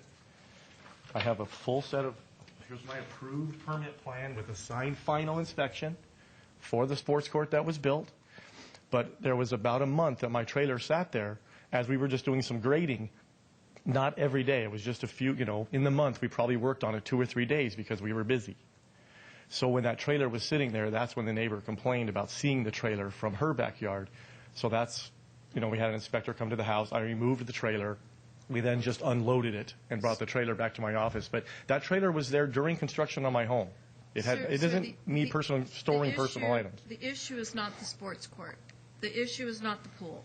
The issue is that you have built 3 existing metal accessory structures without getting a building permit. Understood. And the bottom line is you did it backwards. And now these people are telling me that they can see it, they can hear it, and I have no reason not to believe them. So from the front of your house, it looks grand and it looks beautiful. But if we allow you to do this, that means the guy next door to you and next door to you is going to be doing the same thing. And it cannot start here. It has to stop here. I would love the opportunity to even show you around my property. If we had an appointment we could have met today, I could show you my neighbor's property's views from my yard. The one gentleman with 12 refrigerators on the side of his house. I've never made a formal complaint that he's appliance refrigerator repairman living next to me. I've never formally complained about that. But you can see that from my window, my bedroom, my master bedroom. That's not my But issue. if you were to walk it, I think you'd see that what we've done doesn't hurt the neighborhood. We've done nothing but improve the neighborhood. And the sports court has nothing to do with why we're here tonight, Okay, thank as you, you've sir. stated. You can't see the storage containers from my neighbor's homes. Thank you. That's all I have. Well, let me ask you this. Are you willing to scale those down to 1,803 square feet? Because that's what the code says, that the maximum allowed. Yeah, I'm 220 square feet over, and each unit is 160 square feet. Because these are they're containers. They're already built, 8 by 20, 8 foot by 20 foot. Are they on concrete foundations? Currently, right now, they are not, because they're shipping containers that have a full solid bottom. So I didn't realize that was permanent, and that's why I didn't permit them. That was my mistake. I thought because they were mobile, that they would be, they wouldn't be considered permanent structures. I obviously screwed up. But I could definitely remove one of them and then I'd only be about, I think, 80 square feet over. If I remove two of them, then are you willing then to place them on a permanent foundation and then pull all the necessary permits within 30 days Absolutely. if we approve that? Absolutely. I've been told that by the building department. They must be on concrete pads, and I've agreed to that fully. Thank you. That's Any all my other questions. comments? Motion? My motion will be for denial of variance 36952.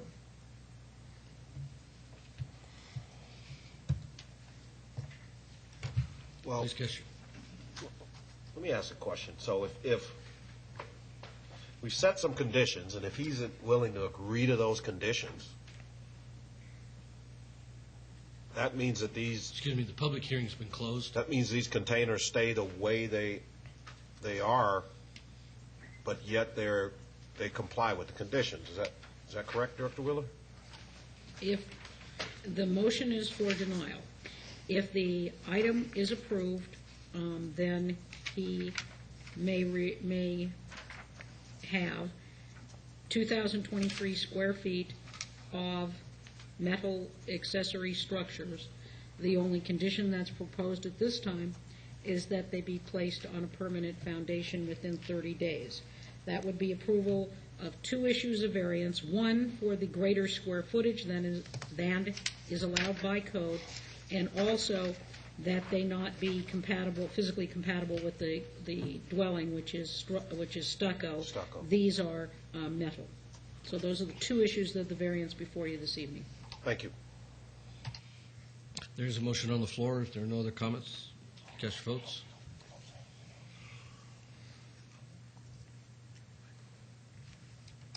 And that motion passes.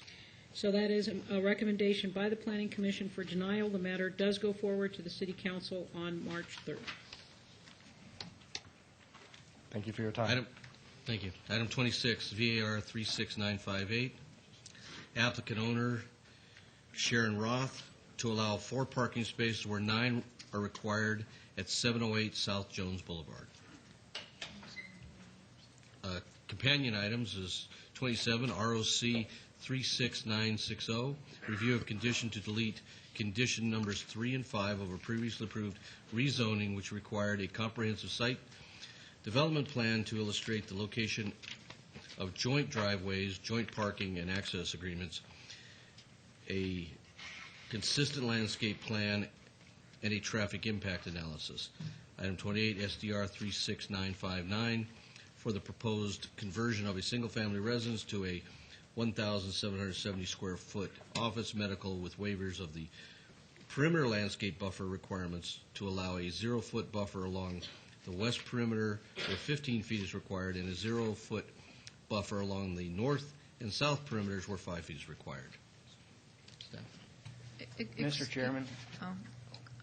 Excuse me, Chairman, did you say 708 South Jones, because it's 708 North Jones? And the application it reads right throughout the backup, but the main page, this is north of Washington, and this is north of, this is not south of, like, Oakey or something. Staff, I'm just reading what was the agenda item. Yeah, I just want to make it clear for the record that this is 708 North Jones. Mr. Chairman, that is correct. The address should be 708 South Jones. North Jones. The assessor's parcel number is correct, and the location maps are correct. But this was legally noticed as 70 South Jones based on the notice that went out? Correct. But the notices were all to the right persons with the map showing the right parcel, and all of the neighbors got the City correct Attorney, notification. do we have an issue? I mean, I think the intent is correct. If as long as the notification went out to the correct folks, and it indicated the correct parcel with the correct parcel number, I think we're probably okay. The issue that could come up is that folks that quickly looked at a card saw South Jones instead of North Jones and decided not to either attend or think about this item at all. But I think that if the folks around this location received the card with the map and it had the right parcel, then this is a harmless error. And let me ask you this, Director, does this go into the Planning Commission? This goes on to the City Council, yes. I mean the City Council, thank you. Yes, sir. I would then just ask that a note be placed It will be, yes. on this item. Thanks very much. And it will be re-noticed prior to council with that note. Then that's perfect. Then we're going to go ahead and give it a shot and let staff read the rest of this in. Thank you. Mr. Chairman, this request is for the proposed conversion of an existing single-family residence to a medical office. There are no other existing or proposed structures on the site. The office would be open Monday through Friday from 8 a.m. to 5 p.m. and weekends by appointment only. The proposed site will require a parking variance as it does not have adequate parking. The medical office will require 9 spaces and only 4 spaces are to be provided, one of which is a handicap space. Staff is recommending denial of the request for a parking variance and site development plan review as the site will not have adequate parking, and requests for waivers and exceptions of the required perimeter and parking lot landscaping will result in a lack of buffering between the commercial site and the adjacent single-family residence located to the south, east, and west. Staff is recommending approval of the associated request for review of condition as the conditions were approved for the cooperative development of multiple lots along Jones Boulevard and have limited applicability to the development of an individual lot. Since the approval of the original rezoning, only 2 of the 9 properties included in the action have been hard zoned to PR, professional office, and parking as a result of the action. The resolution of intent to rezone subsequently expired on February 18, 2008 for the other properties which are no longer subject to the conditions and remain single-family residences. A new rezoning and site development plan review is required to convert any of those residences to a commercial use. In addition, the plan that was previously submitted to meet the conditions is not consistent with existing building locations and site conditions. If denied, the site will remain as a single-family residence. There are 2 protests that have been received for items 26 and 27, and 1 protest for item 28 since publication. Thank you. Good evening. Good evening. My name is Sharon Roth, and I am a doctor of Oriental Medicine here in Las Vegas. You can't hear me, I'm sorry. My name is Sharon Roth. I am a doctor of Oriental Medicine in Las Vegas, so that means acupuncture for the most part. And we purchased this property, which we understood to be already zoned PR, but needing to go through these processes to be used as such. And I think that in our justification letter, there might have been some items that were unclear, because in the project description leading to the request recommendation for denial, there are some items that are not the way we had originally discussed them. For instance, when we're talking about the need for parking, this property is 1,350 square feet, according to everything we received on it. We think that the additional couple hundred square feet that it shows in this document might be because of the garage, which was not really taken into account when we had our pre-application meeting. We were told that it was 1,350 square feet. All the documents that we looked at seemed to indicate this, and we moved ahead thinking that there was going to be a requirement of 7 spaces, and we were asking for a variance to 4, which we could fit easily into that space. But then my personal need for parking at that space, if my office can go forward there, is I would think quite minimal. Really, it's just me at the office. I work with my husband. He helps me out with some paperwork on occasion. Often we'll drive together. But there are no other employees at this space, so most days it's really just me arriving, and I have a very a low volume practice, which means I see one patient every 2 hours, every hour and a half, and single file. So I don't run from room to room, seeing multiple patients at one time. They're always scheduled really just one after the other. Therefore, usually there should only be need for my own parking space, as well as one for the patient that's there and maybe another one for the patient that's coming or going, assuming 5 or 10 minutes of overlap there. So we were thinking that 4 spaces would certainly be adequate for a 1,350 square foot structure. Then, if I understand you correctly, you're not going to occupy the garage portion of this We had no with regards intention to to. office? Mm-mm. Can that serve as Mr. part? Chairman, in the floor plan as submitted indicates the garage would be utilized as storage. As such, staff calc that as part of the parking as per Title 1910 as it's being utilized that way. One of the things the applicant possibly could do is use that garage as a garage and possibly maybe do a tandem parking situation, still requiring the variance, but maybe alleviating the concern of Planning Commission with regard to how parking might function on the site. If, It would for take instance, away the staff used circulation and the joint parking Correct. agreements that we were having concerns about. Truthfully, I'd prefer to park in the garage. I think it'd be safer and easier, if that's okay. Okay. Well, let's- I really didn't even plan to use it for storage. I don't have that much stuff, really. I just, at the original pre-application meeting, we were under the impression that based on just the logistics, I probably couldn't use it for parking, just in terms of ingress and egress and all that stuff. But we're hoping we could, and I'm certainly always the first one there and the last one to leave. I have to open up and close up myself since I'm the only one there. And Mr. Chairman, just to clarify, yeah, we can't count the tandem parking.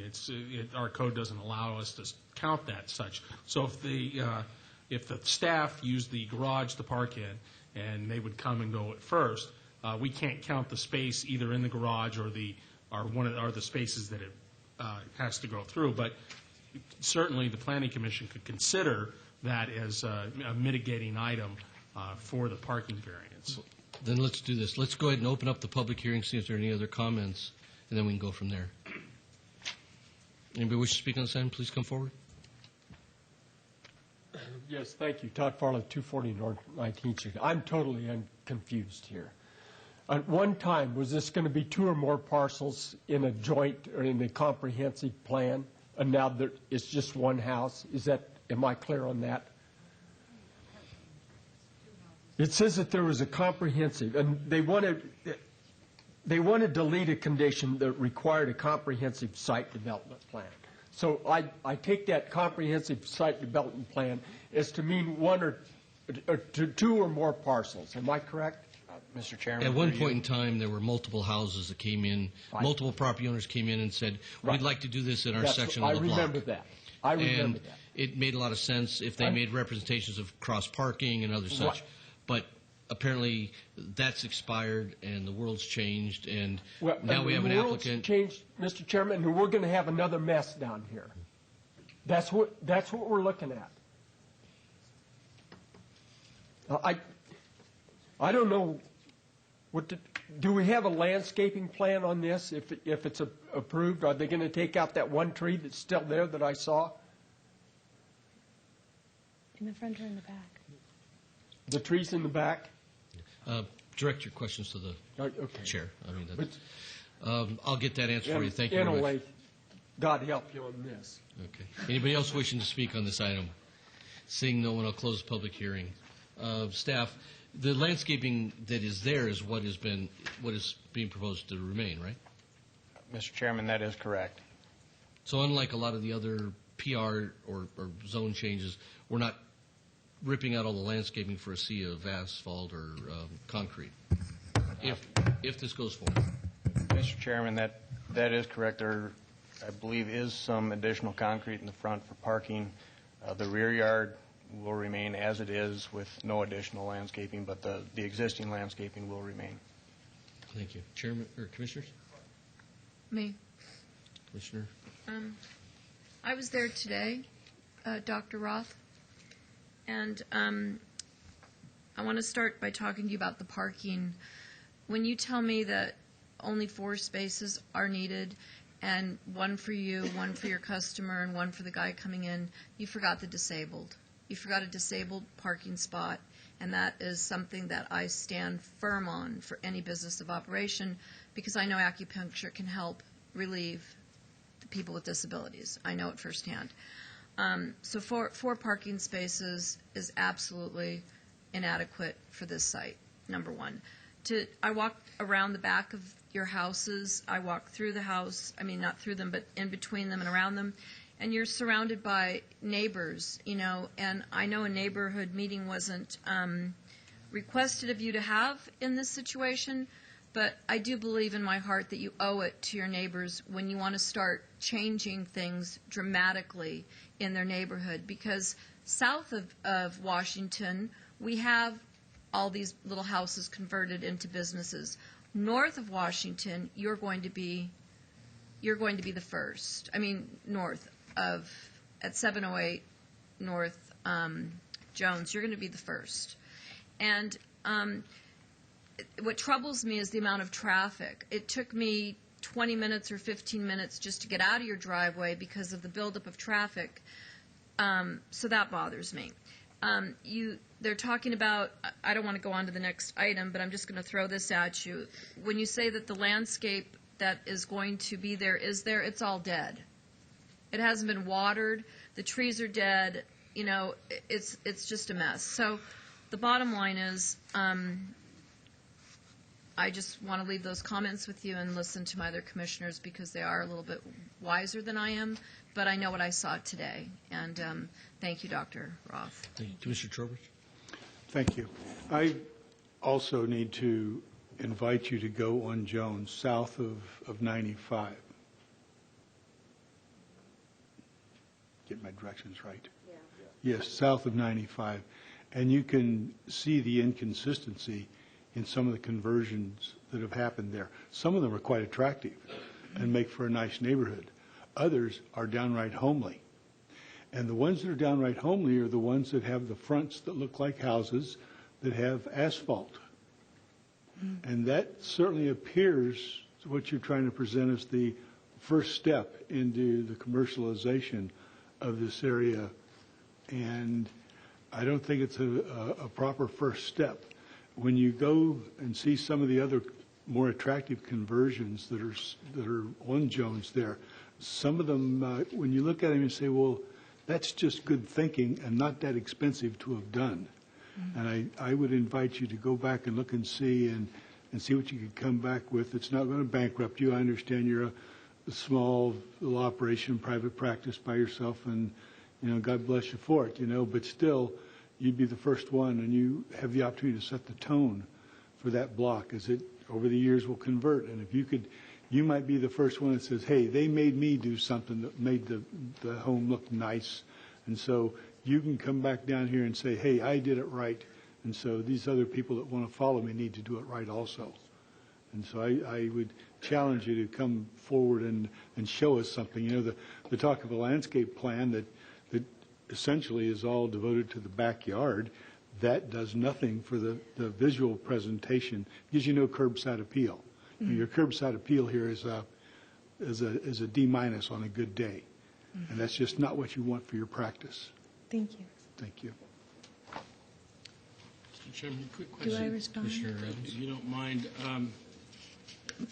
Ms. Roth, or Dr. Roth, or whatever, it says OMB, I believe. What is that? It's a doctor of Oriental Medicine. It's the licensed profession here in the state. Governed by Like the Board of for Oriental Medicine. acupuncture or holistic acupuncture. kind of treatments, et cetera? You can't Primarily prescribe? acupuncture. I don't prescribe any pharmaceutical medications now. Okay. My question is, there are a couple actually. We have before us a variance and the review of the conditions from, I think, the work we did before and the site development review. As you explain your business model, you're telling us that it's not onerous and it's a single woman operation and you and your husband and at one at a time client or patient. And Mr. Lewis, maybe you can help me if Dr. Roth were to sell this property, would the variance and the site plan live on? Yes. Okay. So conceivably, another business, another medical facility could come in here with a much more intense use, where they're seeing 60, 70, 80, 90 patients, a day, where they're stacking them and queuing them up. And that certainly would be a problem. And from a legal perspective, I think that would be a challenge. But did you want to respond? Oh, is it okay to respond at this point? Yes. There were a few things. First of all, in the 4 spaces that we had planned for the front, one of them is a disabled space, according to my architect. And so that's the first thing. The second thing was that we really had to put the parking in the front because the side alleys going towards the backyard just are not wide enough to accommodate traffic going back to park in the back. At this particular location, some of the neighbors are able to drive behind the structure, and probably some of the structures on South Jones, south of the 95, they can do that too, which allows them to have more landscaping in the front. But on this particular parcel, you just really don't have the access to drive to the back where there would be more room without tearing down part of the building. Which I think would be a hardship to do for me. Were you part of the application that came forward before? Was it a consortium of property owners? Oh, no, that was a few years ago. And at that time, what they were hoping to do was create an alley in the back, as I understand it, and certainly... Have you owned the property for a while? Just a few months. Just a few months. But I know at the time they were hoping to create an alley in the back and make most of the parking in the back that was going to be shared among these parcels. But because the property owners each had their own timetable, it really just didn't come forward in enough time. And so the city's vision to use these properties as a low-intensity professional office just wasn't able to be realized because the way they came in. I think the city's vision was driven by the property owners who I'm assuming got together and said, let's do this as a group and not do it piecemeal, because that is... And individually, your individual application may not be that problematic, although I would agree that 4 spaces would be tough in any kind of a business. But I'm concerned, I'm more than concerned, I'm madder than a hornet about what I've seen on Jones and Eastern and Maryland Parkway to this very day by piecemeal zoning inappropriately. And my worry is, you seem like a very, very nice woman and with lots of integrity, but you can sell this property to someone who's not. And then we're stuck with a traffic safety issue, an ingress-egress issue, a building that is overused, parking problems, and we will have given the legal entitlement to do so. I think that's poor planning. I appreciate your... And I don't know what the solution is, but I don't think that it's good planning to piecemeal these things out. I have spoken with, there's a new owner to both the north and the south of my property who I believe is planning to come before you sometime soon for similar ideas. And so one of the things that could be a solution I was thinking would be, for instance, the property to the south does have mostly paved parking in the front, almost entirely, I think, to that property. So if some sort of easement could be obtained so that if you thought that in the future, and in the future, things might change too, where the backyards, I think, as these properties do become more used for professional purposes, the backyards would probably be parking, and there might be more opportunity then for easements of parking. I'm not planning on going anywhere for a long time. And truthfully, if I were to sell the building, I suppose I'd probably sell my practice along with it. So it would probably be my practice going forward with a new doctor in that space. Ms. Roth, would you consider asking this to be held for 30 days to meet with staff? And I think I understand the concerns, and none of us really want this to be a piecemeal thing. Mm-hmm. But I think a few of the concerns that I have, and I know that have been voiced here, might well be resolved with working through staff that might at least come back with something that's closer to a workable scenario, and that way we're not going to design it here tonight and try to solve it. But I think if you met with staff, I think there's some opportunities there to resolve this. Thank you. That would be great. So is there a motion for that? Sure, I'll make a motion to hold this for, how many days? Was it 30 days? To their February 25th, to allow the applicant sufficient time to meet with staff and hopefully come up with a more workable plan. Okay, there's a motion to hold this till February 25th.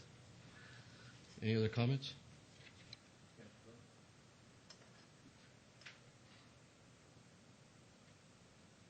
And that is held. Thank you. Thank you very much. And does that then apply to all three of those? Yeah, that does apply to all three of them, and you can get with Mr. Rankin here, and he can give you some direction. Thank you very much. Thank you. Now we're going to item 29, VAR 37080, applicant Rapid Cash, owner Dimensions Real Estate Group, LLC, to allow 20 parking spaces where 23 spaces are required at 2801 West Washington, Suite 110. And companion item SUP 36951 for a jewelry store Class 3 use within an existing 2,113 square foot auto title loan and financial institution specified. Mr. Chairman, this request for a jewelry store Class 3 use is to allow the option to buy broken or discarded gold and jewelry on the premises. There is no subsequent retail sale of the jewelry, and it is not a loan but a purchase of the jewelry for the gold only. The existing site cannot accommodate the additional parking requirements for the proposed use, which are more restricted than for the existing auto title loan and financial institution specified uses, and will require the approval of the associated parking variance. The applicant has provided no evidence of unique or extraordinary circumstances that would substantiate the variance request. Therefore, staff recommends denial of both requests. Good evening again. Jay Brown, 520 South 4th Street, representing the applicant. Business is currently operational. We meet the city's planning requirements as they presently exist. And as you heard from staff, we merely want to add a new use, and that is buying gold. Okay, and again, as stated by staff, we just want to add this as an incidental use to our business interests, and we're not going to resell it to the public. We're not going to loan against it. We merely want to buy it, and of course, to do that, we need this new special use permit for jewelry store Class 3. Unfortunately, to obtain the special use, the way to determine parking is a little bit different, and now you need 23 parking spaces instead of the 20 that we currently have. So we're 3 short. If anyone drives by that office during any time of day, they'll see there's ample parking, and we're not going to get that much more parking because of this new incidental use. So we hope that you agree, and we'd appreciate your approval. Thank you. This is advertised as a public hearing. Anybody wish to speak on this item, please come forward. Seeing no one, close public hearing. Commissioners? Commissioner Goins? I have no issue with it. Is there a motion? A motion for approval of item 26 VAR 36958, subject to all staff's recommendation condition. Okay, you got to reread the numbers. I'm sorry, that would be item 29. Sorry about that. That's right. There is a motion for approval. Any other comments? Please cast your vote. And that is approved. Item 30. Item 30, move for approval of SUP 36951, subject to all staff recommendation condition. The motion is for approval. No other comments? Cast your vote. And that is approved. And those items will go on to City Council on March 3rd. Thank you. Now we go to items 31 and 32, related items. VAR 37081, applicant Rapid Cash, owner Dimensions Real Estate, LLC, to allow 10 parking spaces where 12 are required at 25 North Lamb Boulevard. SUP 36956, for a jewelry store Class 3 use within an existing 1,988 square foot auto title loan, financial institution specified. Mr. Chairman, this request for a jewelry store Class 3 use is to allow the option to buy broken or discarded gold and jewelry on the premises. There is no subsequent retail sale of the jewelry, and it is not a loan but a purchase of the jewelry for the gold only. The existing site cannot accommodate the additional parking requirements for the proposed use, which are more restrictive than for the existing auto title loan and financial institution specified uses, and will require the approval of the associated parking variance. The applicant has provided no evidence of unique or extraordinary circumstances that would substantiate the variance request. Therefore, staff recommends denial of both requests. Please note that one protest has been received for these items since publication. Again, for the record, Jay Brown, 520 South 4th Street, representing the applicant. This, as you know, is just about identical to items 29 and 30. Only the location is different, and here we're short only 2 parking spaces and not 3. So we, again, would ask for your approval. All right. This was advertised public hearing. Anybody wishing to speak on this item, please come forward. Seeing no one, close public hearing. Commissioners? Commissioner Evans? Yes, Mr. Chairman, I'm assuming it's, as you said, like the last one? Exactly. So it's an existing business, and this just allows you to buy gold. Is that correct? That is correct. And that's the reason why the additional parking would be required? Yes. Okay. I don't see an issue with that, and my motion would be for approval of agenda item number 31, VAR 37081. Subject to all staff's conditions? Subject to it all. Okay. Please cast your vote. And that is approved. Related item? In the related special use permit 36956, my motion would also be for approval. Please cast your vote. Oh. With conditions? With conditions. Condition number, I'm sorry? Just with conditions. There's conditions on the SUP. Yes, whatever those conditions are. What are they? Just standard? Yes. Okay, yes, with conditions. Okay, that is approved, and both these items will go on to City Council on March 3rd. Thank you very much. Thank you. Have a good evening. I'll be back. He's got 34, too. You'll be back. You're the only one working in town. Item 37, issue to bill 33. Right there. Okay, item 33, SUP 36905, applicant Discount Smog, owner Sahara Durango Limited Partnership, for an 80-square-foot auto smog check in an existing building at 2535 South Durango Boulevard. Related item? Nope, no related items. Mr. Chairman, the applicant proposes to re-tenant the previous auto smog check facility. The smog check facility has been vacant for over the amount of time. The previous use was a legal non-conforming use, and that has since expired. Staff isn't able to support the current request as it doesn't meet the current conditions of Title 19, which require a 200-square-foot facility and appropriate stacking lanes and parking. Please note that if approved, staff has added a condition that no smog servicing can be performed within any of the drive aisles on the site for safety purposes. Please note we have received additional protests and letters of support since publication. Good evening. Mr. Chairman and Commissioners, my name is Barry Becker. My address is 50 South Jones. We are the property owners. And with me is Stephen Murphy, who operates Discount Smog. And he has 6 locations here in town or in the valley, and this would be his 7th.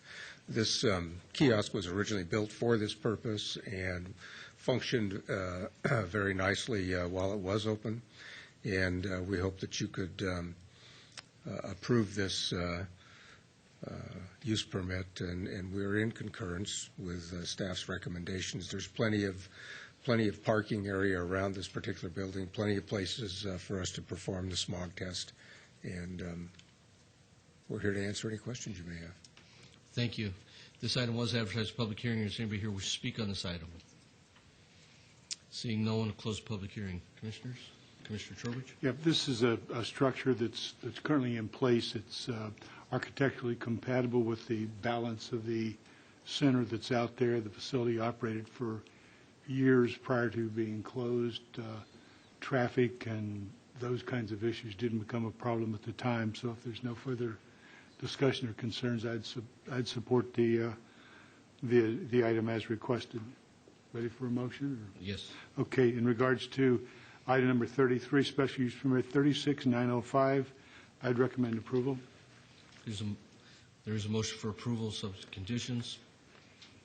Any comments? Please cast your vote.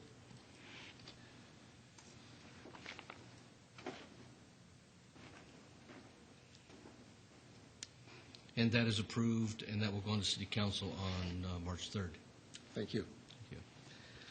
We go to item 34, SUP 36918, applicant Cashback Title Loans, Inc., owner Sousa Properties, LLC, add an auto title loan use within an existing 1,800 square foot financial institution specified with a waiver to allow a distance separation of 150 feet from a residential zone where 200 feet is required at 4811 West Craig Road. Mr. Chairman, staff finds the addition of the auto title loan will not intensify the land use at this location, and there will be no additional impacts to the distance separation of the current use. As such, staff recommends approval of this item. Again, J. Brown, 520 South 4th Street, representing the applicant. We'd ask that you follow the recommendation of staff. Okay, this was advertised as a public hearing. Anybody here wish to speak on this item? Seeing no one, close public hearing. Commissioner Trowbridge? Any comments? Commissioner Ellsworth? No, there's no comments. I'll make a motion for approval subject of SUP 36918, subject to the conditions of staff. Please cast your vote.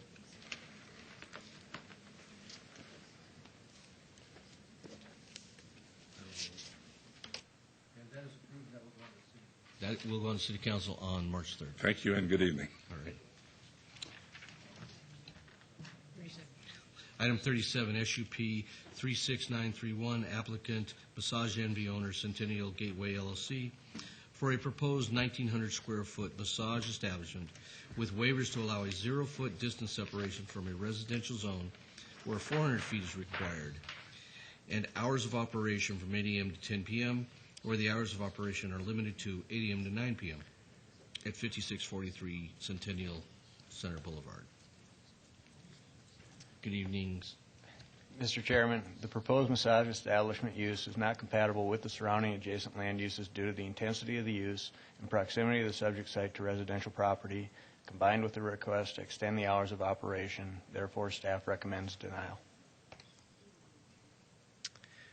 Mike Shaw at 7505 Grand Paradiso Drive. I'm with Territory Incorporated. We're the developer and represent the property owner.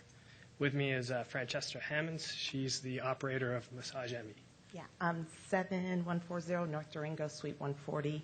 I'm currently in that location. Massage Envy is a nationally recognized brand.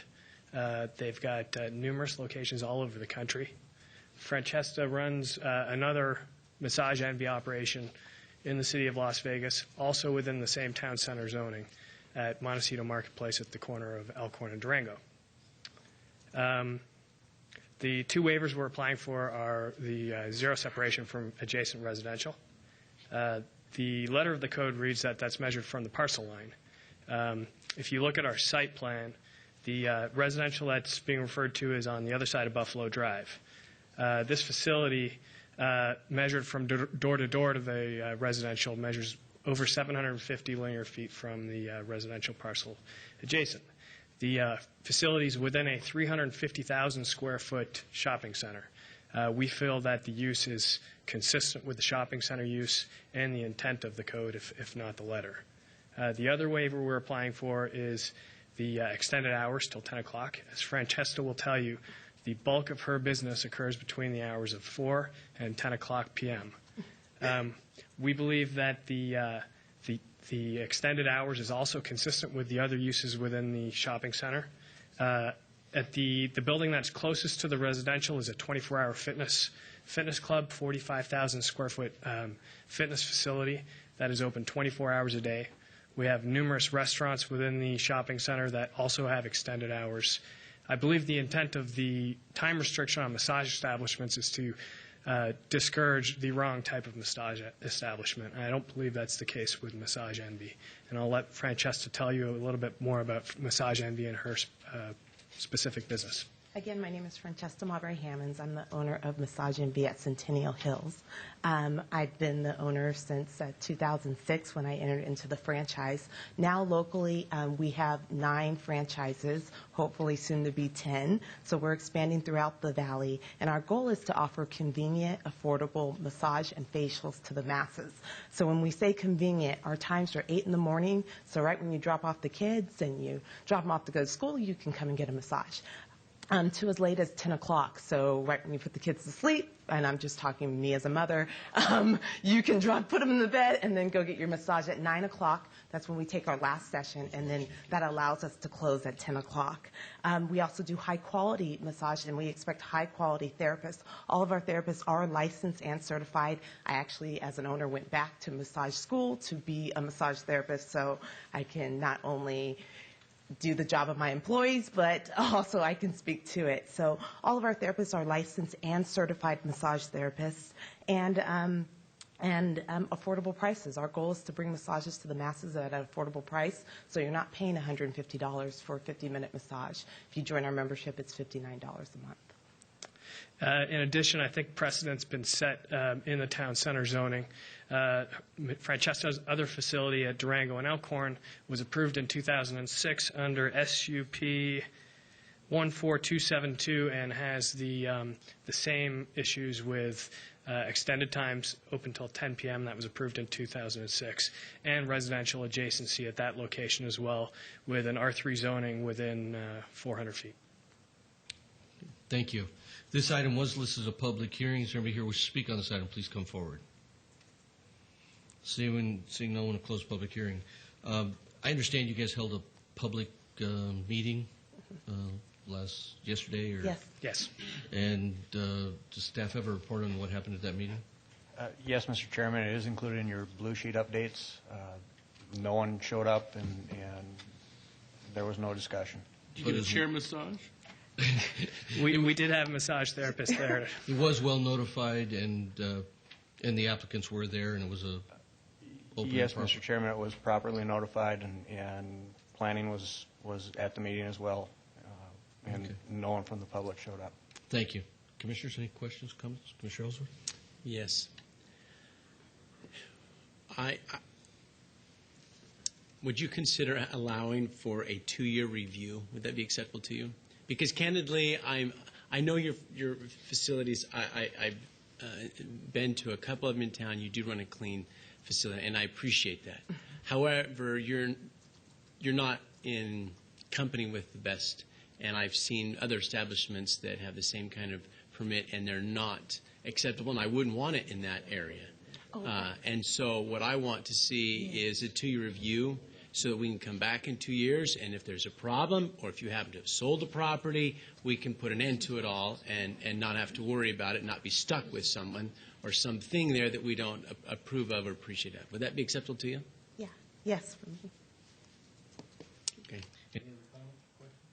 If I may ask, would that be an admin review or at a public hearing of the Planning Commission? I'd want a public hearing at the Planning Commission. So the condition would be that there shall be a 2-year review at a public hearing of the Planning Commission. That's correct. And if there's no other comments, that would be my motion for approval of SUP 36931, subject to the conditions as amended. There's a motion for approval subject to the amended conditions. If there are no other comments, please cast your vote.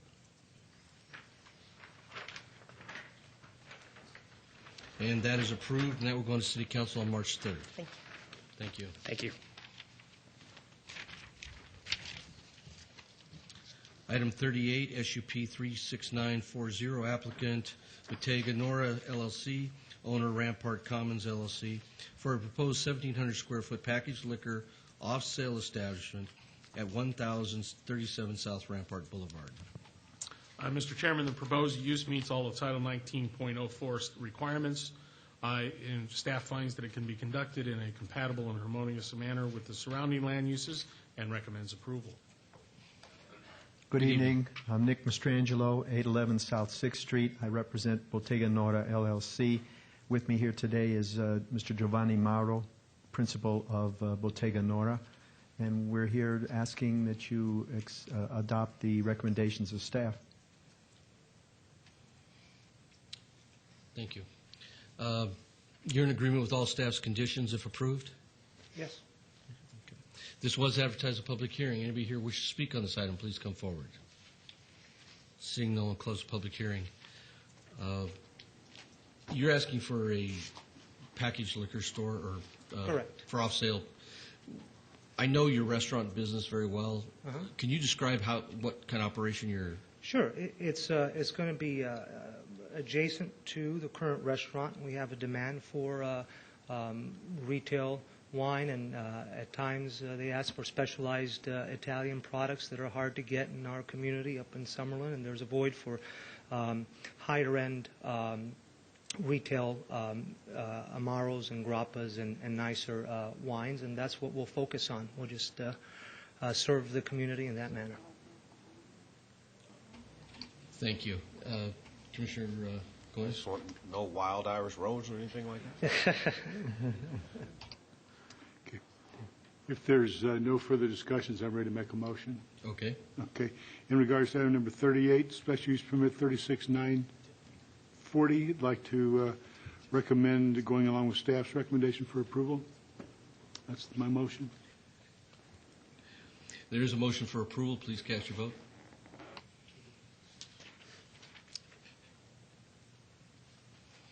And that is approved, and that will go into City Council on March 3rd. Thank you. Thank you. Thank you.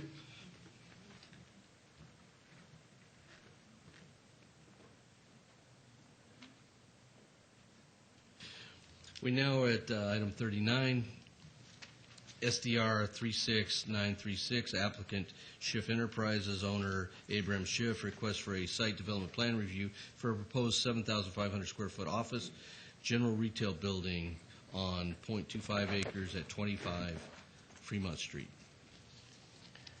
Mr. Chairman, the proposed development will be constructed on a vacated portion of First Street just west of the Golden Nugget Casino. The proposed development is located within the Downtown Centennial Plan Central Casino Core in the Fremont Street Experience.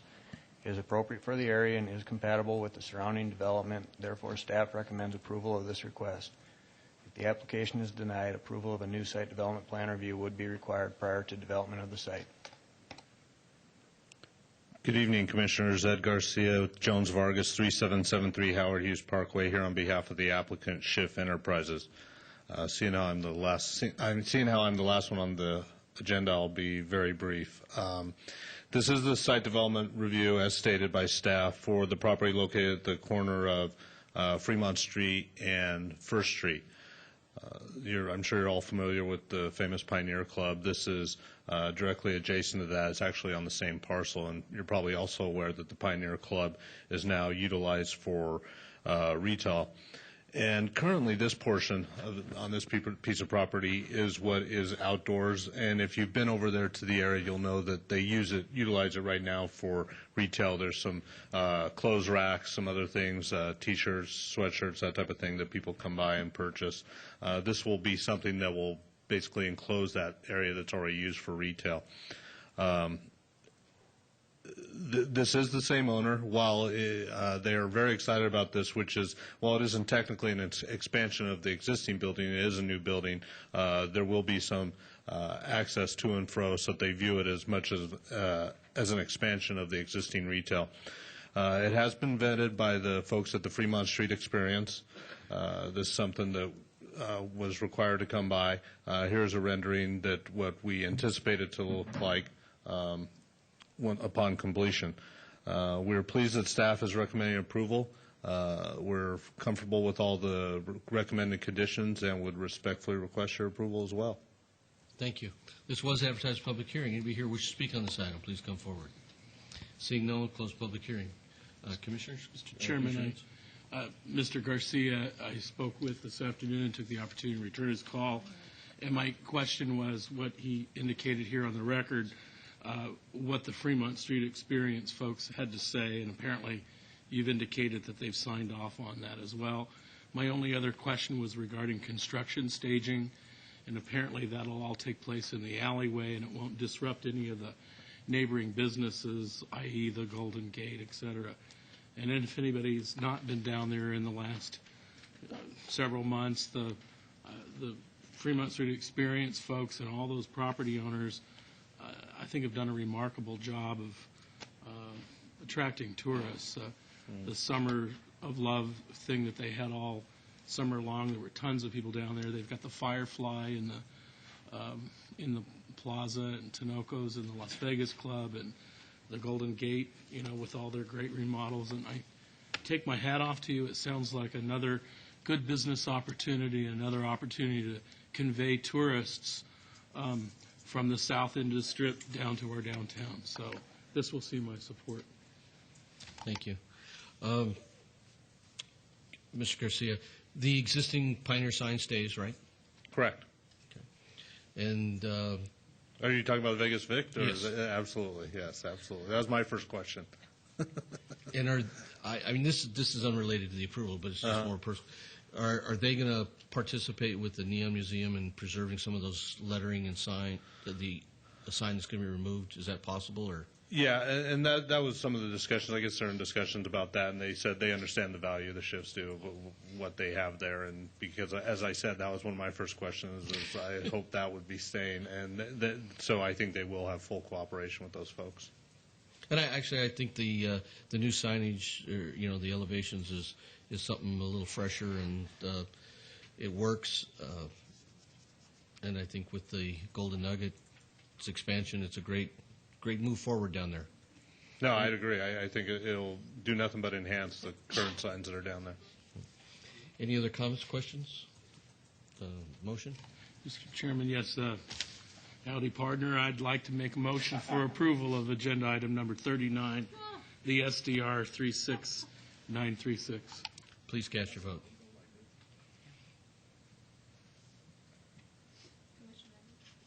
Okay, you going to vote on your own motion? And that is approved, and that is final action. Thank you. In the absence of an appeal. Okay. Now we need to, item 42. Let me double check. Did we get 41 obeyed? Yes, we did. So 40. Okay. Item 42, which is Director's Business, discussion of possible action, approval of the revision to the 2010 Planning Commission dates for our meetings. Not a lot of people here, but the reality is Planning Commission is working with staff and everybody to continue to make things better in the city and control costs. And with the development, we're going to, this amendment is to reduce our schedule to one Planning Commission meeting a month. We don't believe this is going to create any additional burden on the community. Things will still be heard in a proper time. And we can only hope that everybody puts a happy face on and we start getting this city moving forward at a quick pace again, and we're able to go back to 3 meetings a month. So, and if I may, we will. Your meeting schedule is in your package. It's we gave you the full time limits. It will be the second meeting that we will retain, beginning in March. The full calendar, again, you have. This will be posted on the city's website. We will be doing a news release, and with your adoption of the new calendar, it will make that change. We will not be amending your bylaws. We will take a look again in 2011 to when you are required to adopt another schedule and see if indeed, as the chairman says, we are so busy we need to go back to the 2 meetings a month. And one thing I am sure with the city and the development opportunities within the city, if there are projects that need to be addressed for some reason, I know the city will do everything possible to get those addressed in a timely manner. So there's nothing in this that's going to delay the development community from able to get things moving at a quick pace here in the city. So this was advertised a public hearing. Anybody wish to speak, please come forward. Thank you, Todd Parlow. So the meetings will be on the second Thursdays in the month, is that correct? It'll be the second meeting of the month, so that's the 4th. And Mr. Gebicki, Mr. Parlow will be giving you a copy of the schedule right now. Okay, thank you. If you stayed late, you get the copy of the schedule. Now, are they going to double your allowance on the last meeting here? Absolutely. I mean, how are you guys going to support yourself without Absolutely not. Without this extra income? I don't want you crowding me out at the soup lines down here. We're going to be part-timers. We serve at the pleasure of the city. If there are no other questions, if we can have a motion on director's item. Move for approval, item number 42. There's a motion for approval. Please cast your vote. And that is approved. Thank you. And now we go into that part of the meeting, citizens' participation. Public comment during this portion of the agenda must be limited to the matters within the jurisdiction of the Planning Commission. No subject may be acted upon by the Planning Commission unless the subject is on the agenda and is scheduled for action. If you wish to be heard, come to the podium, give your name. The amount of discussion on any single item may be limited. Thank you. Todd Farlow again. On items number 20 and 21, were those 4 parcels, were they going to become 1 parcel instead of 4? Did I get that? Okay. And on the same agenda items, they put up a map that had zoning MXU and MLA. Can you tell me what that stands for, MXU? Those are land use designations. One is mixed use and the other is medium density. It's medium-low attached. Medium-low attached. Good heavens. Thanks. And one other thing, if you remember about, I guess it was a little over a year ago, there was an approval on a building permit with the Craig and Kinney law firm at Clark and 8th, and I had to invite everybody to go by and look at that because it is really something. It really looks nice. It's across from Las Vegas Academy Auditorium. Thank you. Has a basketball court on the 3rd floor. Thank you. Meeting's adjourned.